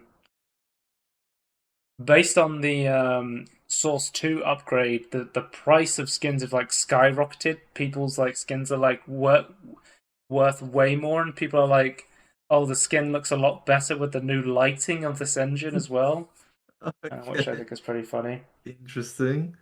Um, Also, I know the Source 2 beta has FSR 1.0 in it, so that they have upscaling technology in there, but it's FSR 1.0. They didn't even put an FSR Yeah. 2.1, which is kind of interesting. Why And they the one wouldn't. was the Vaseline one, right? Yeah, that's the one I would describe as like smearing Vaseline on your screen, Yeah. as I used in that like Dragon's Age of Ashes game or whatever. Um, Oh my god, and yeah. another big announcement is that actually people are asking for higher tick servers. I don't know if do you know about tick rate in multiplayer servers Yeah, generally? I actually understand it more in terms of like running Minecraft servers, but yeah, I understand The idea is because in a they're competitive updating multiplayer certain. game, the more updates you do, the better Yeah, positioning, the more accurate yeah. you're going to have. Is able Valve's the server's able to process like actual information Valve that's has like you developed care a about. tickless system somehow that's Okay, going to solve all these problems. I don't fully understand it, but we'll have to wait and see. I think I would love to see someone try and explain that. I'm curious to know how that works. they did explain it, but it just goes over my head, sort of thing. Yeah, but I think they explain. I want someone who's good at explaining stuff to the general public. I need a developer to like take what Valve said and like condense it down to something that tech savvy but not tech developers can understand. Hmm. So based on the server will start predicting the player's positioning if the shot from a weapon happened between two ticks rather than giving preference to the past or the future ones. Then again, we're talking about milliseconds here. The vast majority of players won't even notice it. Kind of doing it like on demand instead of like doing it on a clock basis. From what that sounds to me. So that could be really interesting. That does sound really cool. I'd love to see more on Yeah, that. Oh, according I'm to a curious on rumor, how it's actually implemented. they've data mined a new anti-cheat measure in the works for Counter-Strike 2 called VAC Live, which could cancel a match if a cheater is detected. We've seen Cancel on like that. Interesting. yeah, so like in CS:GO, you can like cancel a match if like too many people It, leave. You can vote kick people in CS:GO matches. so It's this would be a system that you would vote on as players in the game if like it would say like no, if a I player think like what would cheer happen. detected. No, I think essentially what would happen is you would load into the game. The game would go, "Oh, we've detected a cheater." What would normally happen would like, well, we don't want to, punish people for having a cheater in the lobby by just making them lose the game. So now what would happen would they would go, "Okay, we detected a cheater. We're taking them out of the game. We're essentially gonna erase this game from the history and just say Right. you don't get a win, you Just don't get a reset. loss. Let's just reset, sort of thing, because it's an Okay. unfair starting point." We I talked could just about see that being a way to like the cheaters could still abuse it. But I guess if they've been detected, they've been banned. I assume at this point. Next up, we have we talked about this. The Steam Deck went on a 10% discount. There was the Steam Spring Sale. Did you get anything in the Steam Spring Sale at all? No, You still were you were not. saving up for your Yep. which car were you getting? The electric car? Cupra, the Cupra brand. The brand is Cupra, and the car is the Born, like as in The birth. Cupra So Jason Bourne. Yeah. no, it's not spelled like Born. Oh, okay. If you So spell it that, I mean, I will call it Jason Bourne if you want me to yeah. name the car when I get it. Hmm. I would I not be think getting custom license plates. They're fucking expensive. I was like, I really want to get all these PlayStation exclusives, but I also don't want to spend £100 on games to get all these PlayStation Yeah, exclusives. So I'm just gonna pick I'm. up some indie games. I think I just picked up I picked up a bunch of golf games. That's what I got. Oh yeah, I think you remember that you mentioned saying you bought some golf games. Yeah, Um, I got like Eye of the Temple. So I got a VR game, and then I got some like I bought this some DLC maps for Walkabout Mini Golf, right. and I got some Tea Time Golf, Infinite Mini Golf, and Nice Shot, the golf gun game. It's a golf game where you shoot the ball with a gun to get it into the. I just collect golf games at this point, guys, and it was Yeah, really that's what I'm cheap. hearing. Um, I just but find most golf games really boring, kind of like fishing games. I'm trying to find the definitive collection of golf games to ask and answer that one It, question: what is the best golf game? in the same way, Um, Scorn of the Torts is trying to get the ultimate collection of fishing yeah, games. it's my dream. Yeah, I thought the 10% sale was really freaking cool. And also, if you bought a Steam Deck just before the sale, they were actually like refunding people the 10% in Steam Oh, Wallet really? funds. Yeah, That's cool.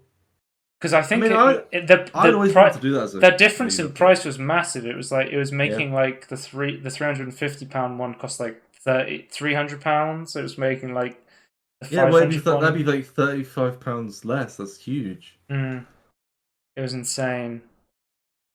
10% is massive. Like percentages are huge once you get big. So, Yeah, and especially the top end models are a lot cheaper as yep, well. yep. So that's cool to see. So I've been using the Steam Deck startup movies. I've been using the Portal one. I thought that one Okay. was really cool. It's cool to, as someone who has 1 billion Steam points for nothing to spend them on, it is cool to actually have something to spend Steam points on.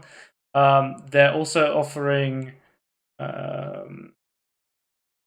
where's the point shop? They also offered keyboard layouts. I'm not a big fan of. Oh yeah. I'm using the Turret Factory at the moment, which is a really cool intro one. It kind of, in a way, that it kind of show. I mean, we already knew this, but in a way, like it kind of like Oh, cements it to me. I kind of like OG Big Picture, somebody who always used Big Picture by Mm, using the Steam controller to launch Big that's Picture. I fair. actually have Yeah. nostalgia for the OG Big Picture one. I don't mind. I quite like the old picture as well, actually. I was gonna say, like, I feel like the fact that they're supporting it from like a thematic level, like, I know Yeah. we already knew like it's gonna be like long term support at this Well, the point, thing but is, the this community kind of already cements it. made a bunch of their own custom startup movies, so it was just like a Yeah, matter of they were just like, "Hey, we're going to support this, and then we're also just going to make a bunch of our own startup movies." That's going yeah, crazy. yeah. Cool to see. It's kind of Um, like locking it down. It's like, well, you can buy our ones or you can do your own thing. uh, Steam Deck items. So yeah, I think it's cool you can have custom keyboards, but personally, I just like the default keyboard. I'm not a big fan of like custom themes on the Steam Deck because I know you can download custom themes from Decky plugins, and you can also Right. get custom keyboards I feel from like as long the as I mean, I'm down for things as long as it doesn't get in the way. yeah.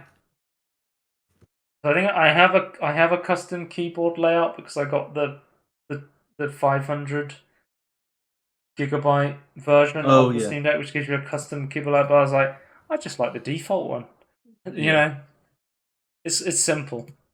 yeah, And also, we have, based on some data mining, we have Valve is working on a game notes system, which will be available in the Steam library and on the web. If you're asking what this is about, I already use a note system on augmented Steam that lets you write wishlist notes on things. yeah. So, um, World War. Where does Usually, what I augmented do, Steam save it though? I don't know. I guess just in your cache. I don't know. Yeah, I was saying like, does that, I guess you'd have to make sure you keep that data and save and push it over if you want a different place. But essentially, I guess you can sync it with your Chrome extensions if you sign into Chrome. Yeah, I've Um, not had a good experiences with that. Essentially, what I do is a lot of time, and not a lot of people know this, but there is two ignore options on Steam. One ignore option is to say, I want to ignore this and I don't want to use it in recommendations. But Valve realized people sometimes play Steam games on different platforms. So they Hmm. added a second ignore option called play it on another platform. And what that will do is it will hide it from being shown to you in the Steam store saying, hey, buy this game, even though you already own it on But a different platform. not But these like that type of game it will from still show it. It will still use this in your recommendations. You'll just yeah, say, "I've played World War Z on Epic. I like the game. I would like to see more games like this." yeah, yeah. And then what I do is I add a note and I just say where I own it. So I just go, "I Okay, own this on the Epic Game Store," or "I own this beautiful. on the Amazon launcher." So I just, if I look at this page and I go, "Oh, well, I wanted to play this. Why have they ignored it? Oh, I own it on Epic. That's why." So that's how I use it. Sometimes I'll write notes on pages and go, I don't want to buy this unless it's at this price, which I've done in the past before. Mm. But wishlist notes are really fucking useful. I already use them through a third party extension. Um, but if Valve were to officially implement it, it would never be a bad thing. So it would be awesome to see. Oh, this is kind Especially of it's like on like CMOS, it would be soon. I'll talk about this next week because I've literally already started like filling out a bunch of news for next week because of how delayed the Yeah. podcast is. I didn't want to feature creep it all over to this one or news creep it over because we're already running out of time. Mm-hmm. Um, but let's speak about the Blunders section, Tony. Battlefield Legacy sunsetting announcement. Um, Battlefield 1943, Bad Company, and Bad Company 2 are being removed from digital storefronts, and you will no longer be able to play them. In preparation for the retirement of the online services for the title, which will happen in December 8th, 2023, You can still keep playing them on their respected offline features, such as their single player campaign, but we're going to remove them anyway. So this is like super fucked up from EA, given the fact that Bad Company and Bad Company 2 have single player campaigns that you will not be able to purchase because they're shutting down the online, which is really fucked. Yeah, Like I have speaking, a soft spot for like Bad Company too, and like I've never owned it, and I'm now thinking about buying it, and I was it just literally sucks. I was literally talking about the other week. I was saying like, obviously we just talked about how Nintendo's awful at preserving their own games. I was talking Hmm. about how people set up a Battlefield Heroes private server, and EA was shutting it down, and they wouldn't let them host their own private servers to preserve the game, which is fucking awful. Like, Yeah, EA just does not give a shit about game preservation. yeah, I don't know. I don't know if that like putting in law in makes sense, but I would just love it if like, oh, we're shutting down online service. You have to make it like available. Maybe not even workable, just like make it available so someone else can work on it and make it like a dedicated server that people can just run. Because like you're not making money off it anymore. Like it's not a problem. I guess there's legal framework issues. Like, do you still own the license for it? Like if it's like a trademark, but I just feel like you could do that and still retain it in a specific way. Maybe the laws you update for that, but yeah, it just sucks for everyone. But is the original Bad Company on Steam? I don't. I'm trying to look for it. The I second can't. one is. Yeah. It is. It's the first one. It is the first one on Steam. Yeah, It I is. can't see it. It is a. Oh, it's a Xbox 360, PlayStation 3 exclusive. So it's Oh, not okay, right. available on. Well, that's okay. It's on the Frostbite engine. No, Because it's they on the all Frostbite all the engine. Battlefield games have single players, So it right? looks like I will be emulating the Battlefield Bad Company and RSPCS3 emulation if I want to end up playing that one, I guess. Hmm. Or Xenu if that ever becomes a good option for Xbox 360 emulation. But I was gonna say, so originally when they posted this, Mirror's Edge was listed, and everyone was like, "Why the fuck are you removing the ability to purchase Mirror's Edge?" And they're like, "Oh Was shit, that just a sorry, our that was just a bad." mistake? Well, I think they're removing. They had leaderboards in Mirror's Edge for single player, Oh, which was like a multiplayer feature in the single. But I think they removed those years ago, so it was just like kind of out of left field. right. Okay. But I essentially, already own Mirror's Edge. It's fine, but oh my god. let's see. You can get Battlefield Bad Company 2 in Vietnam on Steam. Yeah, And there's a bundle for both of I those. was gonna say, they're not on sale because as soon as this news launched, like a couple weeks ago or whenever it was, I was like, why wouldn't you just put them on like a dirt cheap sale? Because people will want to going to download these and preserve these. Um, And they listen to you. but it seems like they have put them on sale now. So Battlefield Bad Company 2 is on sale for £4.50, despite the fact it's been on sale for £2 historically on Mm-hmm. Steam. It seems Mm-hmm. like they're going, well, let's milk them, Yeah. but not not give them too good of a deal. You remember when You can get the XCOM bath. 2 went on sale for like nothing? Do you know what's kind of cheeky? It's What? like only four, one, and okay, I'm taking the complete wrong order. 4, 5, and 1 are like they're in their own bundle, but it's not like a bundle with Hardline 3 and Bad Company in. Hmm. So, But Hardline 3 will still be playable. This is just Bad mhm. Company 2, Bad Company 1, which is a. I don't know. Battlefield's always been like a PC game, so it was really weird that Battlefield Bad Company 1 was a console exclusive. That's just kind of strange, but. I don't even know where Um, Bad Company 1 came out, so. yeah. But yeah, shitty thing to see. Fuck you, EA. Mm-hmm. If you want to preserve this and be able to download it from Steam, now would be the time to get it on sale. You might be able to find third-party keys later down the line, but those prices might skyrocket. I don't know. It's what Well, happens when people lose there's then access the high to this seas sort of after stuff. that, right? Yep.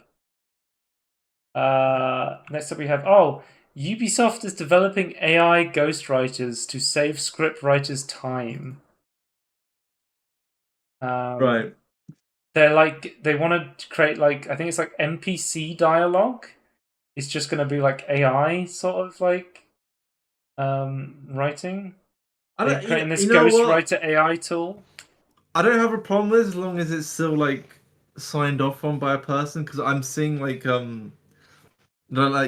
the Chat GPT stuff, and Yeah. it's like and like OpenAI, and it's like, oh, it's gonna be bad for developers. It's like actually like a load of people Someone, like I don't know using if you it for saw developers. this. Someone made a mod for Kingdom Come Deliverance that turned all of the NPCs into ChatGPT characters, so that you could type whatever you But wanted to them and they would respond in character with information about the okay, game. that's cool. It was cool, but it was also they always responded in like paragraphs of information. It Mm-hmm. definitely had its limitations. Mm-hmm.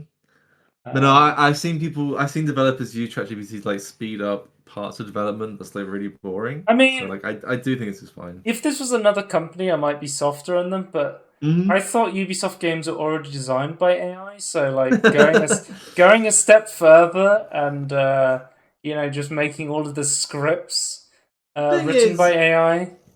if all developers are on strike because of terrible conditions and they keep making games, I can only assume AI are making Oh, the Michael says, games. don't let Bethesda know that you can write dialogue with AI. That's yeah. Todd Howard's gonna be like 6 times the Chat GPT potential. 6 times the conversation, Yeah. You type a 8 times the response. immersion. You type a question to the NPC, and it just works. It We're just now works. generating quests based upon AI. Yeah, huge. They have to use AI to make their all of their stuff now at Ubisoft because all of the talented people quit when they got abused. Yeah. So yeah. Oh my god, I just realized you supposed to LA Forge. La Forge. LaForge. Oh my Oh god. my god. Jordan LaForge, Star Trek The reference. whole time, right in front of my face. GDC was recently, and we got a brand new State of Unreal. I don't know if you saw anything about this. We got a next gen graphics tech demo, Yeah, I and did see the that big bonus. big thing was the the big thing was Unreal didn't really do like foliage or trees, and we were saying like The Witcher 4 or whatever is going to be like massively based on like forests and trees and stuff. It's going to be really interesting to see how it comes out in that engine based on the fact Hmm. we haven't really seen this stuff from them, and now we've got like this massive showcase of I all this foliage and trees and this like yeah. I don't know if you've seen like the procedural generation they're doing where you can just drag and drop objects in and it will like Yeah. build the forestation around them and stuff like that. I thought this tech demo looked really really cool. Yeah. Did you see what they've been doing with Fortnite recently? Um, Well, beyond the the the Luminous and No, no, all that no. stuff. They've got Unreal Editor for Fortnite now. Yeah. So you can essentially like put full Unreal games into Fortnite, and you can build them in real time. So someone can join a server with you and essentially build like an Unreal game in Fortnite in real time with you. It's actually so cool. Like it actually is really really cool. Like these games don't even look like Fortnite. They look like completely different games. I have a question. Yeah. Why is this tech demo a Rivian advert? Yeah, I did know because Rivian paid the money, and they're like, "Well, we can put a Rivian car Okay. in." That just seems weird to me. Like I get like tech car, electric car, tech car, but it just seems like a weird crossover. That's just weird to me. Um, yeah, I find it really funny that Mark Zuckerberg put all this money into making his weird, like, bottomless VR character metaverse, and the real metaverse right now is VR chat, Mm-hmm. Roblox, and Fortnite are Yeah. the actual metaverses right Yeah. now. Have you seen some of the games people make in Roblox? I seen some shit ones, yeah. No, like I'll show you one. Oh, this Rivian, it just really I'll makes me send think you a I should link. look into buying a This truck. is running in Roblox. Pull up the video now. Hang on, I need to just get past the part where I just clicked on the first video. I was just trying to Why find did he skip gameplay. past where he's saying who he is and what to do with the like button and Dude, can you? This is running on Roblox. I'll I'm show trying you to it. press. Yeah, so this is Roblox. So as I'm saying, like, it's actually the. And then we have Unreal Editor for Fortnite. We've got this like fucking sick like dragon Yeah, I display. agree. It's like, look, this is Fortnite right now, and then in a second, it's just like, and Is then that a Megazord? we can edit this, and you're now in like fucking Ghost of Tsushima with like fucking Yeah. amazing lighting and stuff like that. I'm like, Yeah. holy shit, is this cool? Joe, maybe they're right. Maybe any game made in Unreal 5 is going to just be automatically good. Yeah, maybe. I mean, It's they showed off. They did more shader comp stuff to get rid of shader stuff in they're actually Unreal working Engine on that. 5.2. Well, they Nice. announced they're working on 5.1, but I Yeah. believe they said something about 5.2 where they will stop like rendering stuff in the far distance until it gets closer to you, so it will cause like You have like technically slightly more pop in, but it will give right. you less But like stutter yeah, because you're you're not trying streaming to it render slower. stuff like Yeah. miles away. So they're Yeah. actually Yeah. like trying to work on like technology for the shader comp stuff, which is like basically become plagued by in like Unreal Engine 4 titles. Yeah. Um, It's the biggest problem with Unreal 4. but we saw some really cool shit at GDC, which I think is like it's always cool to see. Like, obviously, games are not going to look like a crystal-based Rivian right Oh now, no. This is like but top it's the future of gaming. version It's stuff. it's like Yeah. the Overdrive update for Hmm. Cyberpunk, where they're doing the full path traced update. Like Yep. most people without a 4090 or a 4080 or whatever, they're not going to be able to run it right. But it's the future of gaming. Eventually, But those people will. we will look back and we'll be like, this is the crisis moment of gaming, right? Yeah. But that's a very interesting thing, won't it? Because like in the future, like people with like cheaper cars will be able to run these things that were like really hard to run back in the day. I think that's kind of a cool thought as well. Let's move on to some quick and video news. Sackboy has got an update and it has added NVIDIA DLSS frame generation and NVIDIA Reflex. So it's getting both those technologies. Interesting to say. I mean, I remember Sackboy had some shader comp issues and I think it got an update to try and fix it.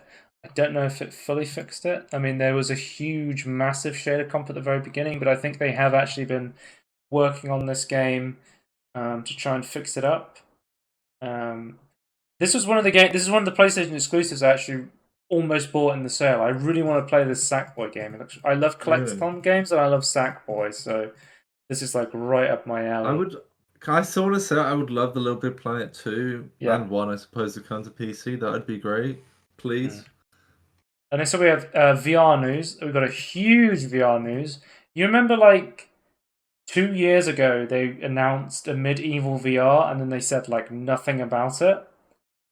Uh, Um, Vaguely, yeah. So But yeah. a medieval is like a very famous like New Blood boomer shooter, and they were like, Hmm. we're gonna do it like fully in VR.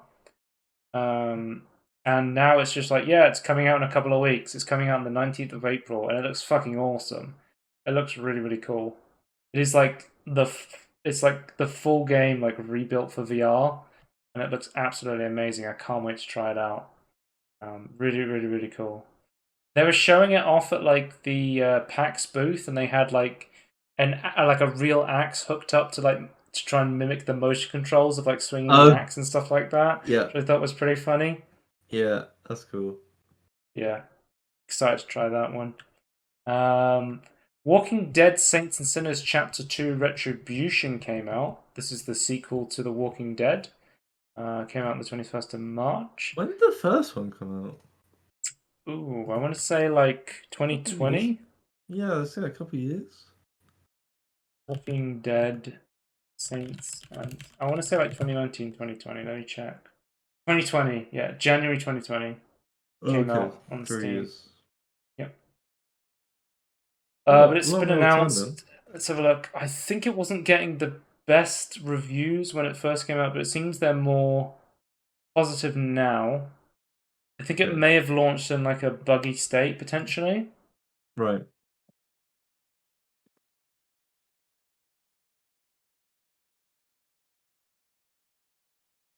Consumer hostile game. If you don't use an Oculus headset or use the official Oculus Link Airlink streaming site, literally won't even start.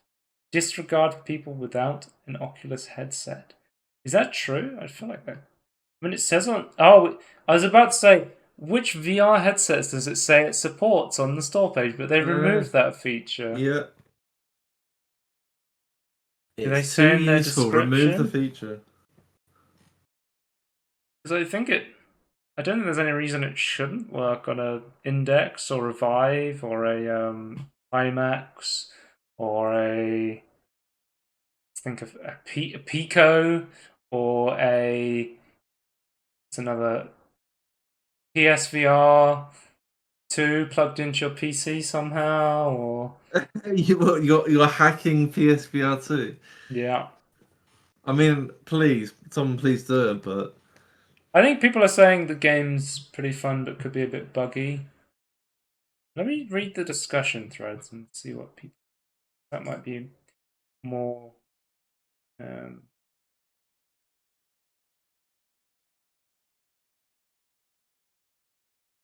I'll just type index. What comes up? No? Okay, here we go.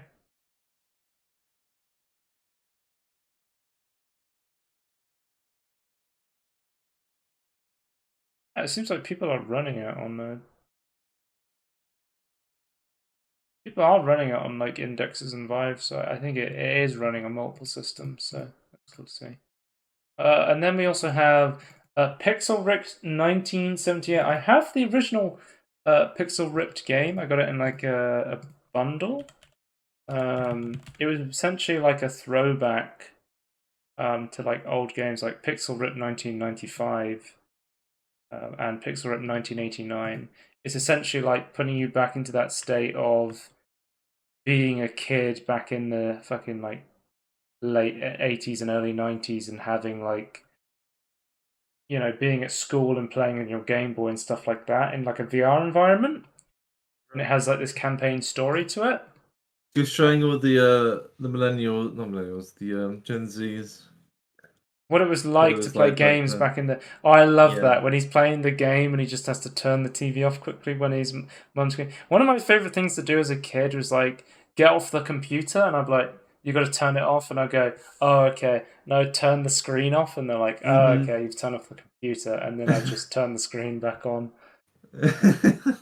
But they basically been making it's like two games in one. One game is the VR game, and then there's a game inside the VR game that is their own like representation of like these old classic retro games that have Yeah. their own like narrative to them, and then you can switch between and go inside of like the retro game as well, which is like a really cool concept.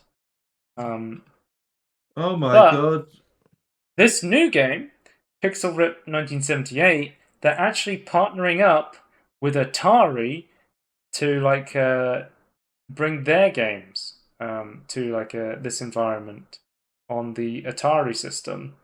So I thought that was pretty cool. Like, because we have some Atari news this week. Why do you keep doing stuff that isn't totally terrible? So this game looks pretty cool. Let's move on to business news. Atari has entered into an agreement to acquire Night Dive Studios and announced its intention to proceed with the issuance of 30 million euros bonds convertible into new Atari shares. So if you don't know, so originally I read this on Twitter and I thought it was a joke. So I was like, there's no fucking way Atari's buying Night Dive Studios. That is the most random acquisition I've heard in a long time.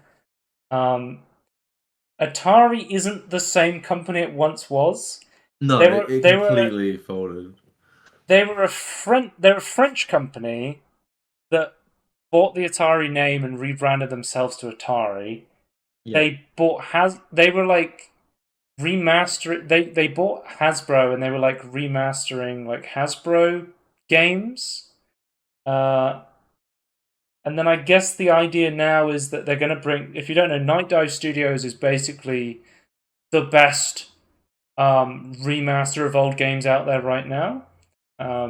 They did like they're doing the System Shock remaster.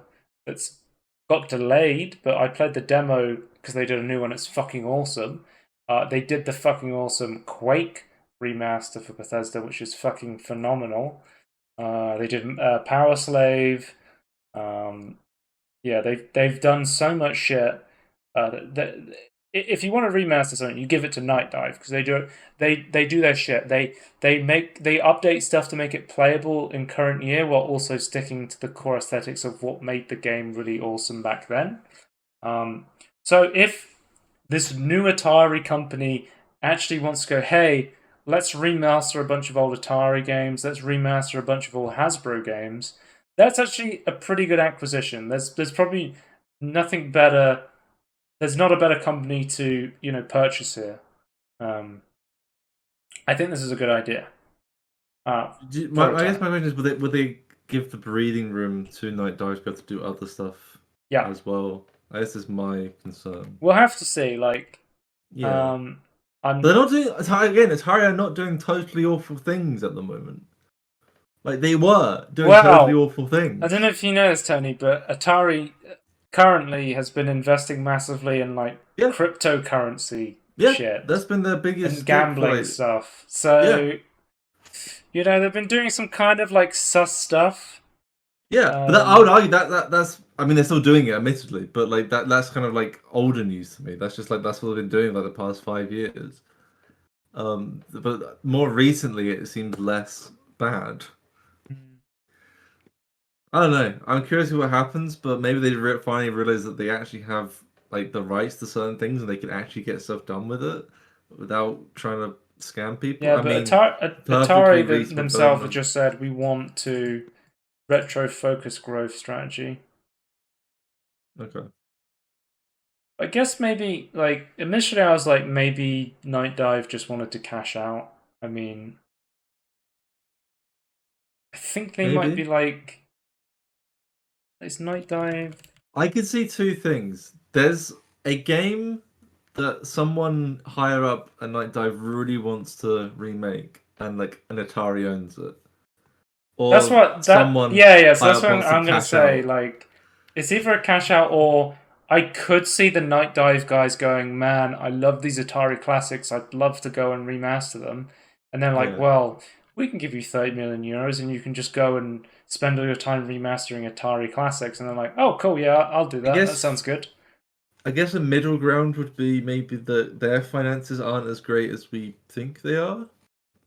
Yeah, I don't know. We'll have to see. Like, whether this is Atari's this is just like the thing that worries me if they're investing in like crypto and Oh yeah, gambling and stuff, this could yeah. all be like speculative money from like angel investors or stuff like that, and it's just like they've managed to get a bunch of I capital, and then eventually their investors are going to be like, we want to return our investment, and they're not going to be able to my turn a profit on I some of this believe they've stuff. actually made money from all the crypto stuff they've been doing. So Right.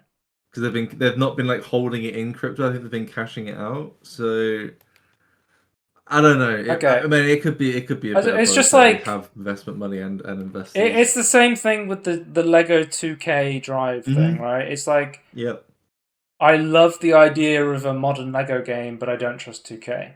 I Yep. love the idea of Night Dive going and remastered a bunch of Atari classics, but I Mm-hmm. don't trust this Atari company right now. They haven't done enough to win me over right Oh now. no, no, absolutely. Well, I don't know if But you they're still doing other stuff like working with other people. That's not totally terrible, which is surprising to me. I don't know if you heard about this mod, but there was a Resident Evil 4 HD mod that was just finally finished recently, where someone was going back and essentially fixing all the technical issues with the HD port, the original HD port of Resident Evil on Steam, and basically they were adding like upscale textures to everything, just making it look as good as possible to the original Resident Evil vision. So you now have Yeah, like the remaster, which changes the gameplay and adds like a modern twist to it, or you have yeah, like the it's a little bit best different. looking version of like the original game with this HD project. Yeah, He yeah. basically was doing a fantastic job, and he just got hired at Night Dive. So I guess this guy just got hired Really? at Atari. So Okay. congratulations to I don't know if he knew that he was getting hired by Atari, but I was gonna say that's fucking awesome that this guy, you know, spent all this time like remastering this old game with like HD texture, and he got hired by Night Dive because Night Dive is Yeah, awesome. But yeah. I don't know how I feel about Atari right now, so it might be like a double-edged sword. Mm-hmm. Um, Respawn has opened a third studio to keep Apex Legends going for 10 to 15 years, so it seems like they want to just keep supporting Apex while they focus on making their other games, like their Star Wars Jedi game and their I VR stuff and anything else like that. I would Titanfall I would 3 that they cancelled, apparently. Oh yeah, I would already assume that they kind of like internally was already kind of split into two divisions. So I guess it's just like formalizing the split. Not, But maybe what not pissed me split, off the but most is when I heard like Toys for Bob and Vicarious Visions over at Blizzard were turned into a Call of Duty support studio. I was like, mm, they've been yeah, making so much cool like remaster yep, shit. yep. Next up we have Microsoft is planning on making a mobile games app to rival the Apple and Google Store. Um, That's with news like the EU like forcing side Yeah. loading of So, app stores. new rules requiring Apple and Google to open up their mobile platforms to app stores owned and operated by other companies are expected to come into force from March 2024 under the EU's Digital Markets Act, Which is really um, cool. which is called Whether SIG. or not it's written correctly, like GDPR kind of being arguably still shit, but was much more shit before. And the UK CMA has provisionally concluded that the Microsoft Activision Blizzard deal will not result in substantial lessening of competition in console gaming services because Microsoft is unlikely to withhold Call of Duty from PlayStation. I I think think that we've kind of misses the point, but sure. I think we've seen like recently like Microsoft has gone out of their way to be like we're going to Yeah, support Call of Duty on Nintendo and Nvidia yeah. GeForce and all that stuff. From my understanding of how like these sort of divisions and investigations go, they've been basically doing like everything right to kind I of like how maybe like not grease the palms, but look good in their eyes. Sony has gone out of their way to be like, oh, these bastards over at Microsoft have been like Yeah, stunting growth of like a Call of Duty. They're yeah. going to withhold Call I of Duty from PlayStation, and then I think now um, Sony's getting investigated to see if they've like withheld like Xbox sales in like Japan because famously PlayStation is super popular in Japan and Xbox is not. yeah. I Personally, I feel like that's just a cultural thing. I think Sony is just popular in Japan, and it's got nothing to I do with the I company don't. itself. Yeah, I don't think there's many games that are on Xbox that I just don't think Xbox Japanese is people very care popular about. in Asia Yeah, generally. they're I mean, different. if you, I mean, consoles are not particularly popular in China, for example, because there was No. a ban on consoles Yep. in like China. So a lot of like Asia I plays on mobile and PC. I believe Um, this is a fact. I can't quite remember who, but I'm pretty yeah, sure like Microsoft has always been kind of bad with like investing into Asian markets. So yeah, so I we'll don't see. think that's a Sony thing. But yeah, guys, that's the end of the podcast. It's only 2 hours Oh, and thank 15 God. minutes. Here we go. Right, let's read a pit emoji tweet. We'll get out of here. And go to Um, bed. I mean, yeah. Imagine a game where if you stop moving, instead of an idle animation, you are teleported into a therapy session discussing your recent actions. Um, is Peter okay? Does he need help from a game he's been playing? Does sound kind of interesting. I do, I Yeah, do. but Oh, we got the does he Scorn need schemes professional in the help? chat. The Scorn schemes in the chat. Here we go. Yeah, definitely a Ima- picture of me, not Peter. Imagine an emote so powerful that it could create a skateboard gun cryptocurrency NFT game. When are we getting that, Peter? Yeah. You can check us out and Everything In Between podcast. At Everything In Between podcast is our handle on YouTube. Twitch.tv/Scorn if you want to watch us live. At Scorn2000 on Twitter if you want to follow me there for some reason. Shows.acast.com/everything-in-between-podcast. Click on the episode you want to watch, and there will be a link to Spotify and Apple Podcasts if you want the audio version. And there will also be a download link on the Acast website. And we will see you next time. Goodbye. Bye.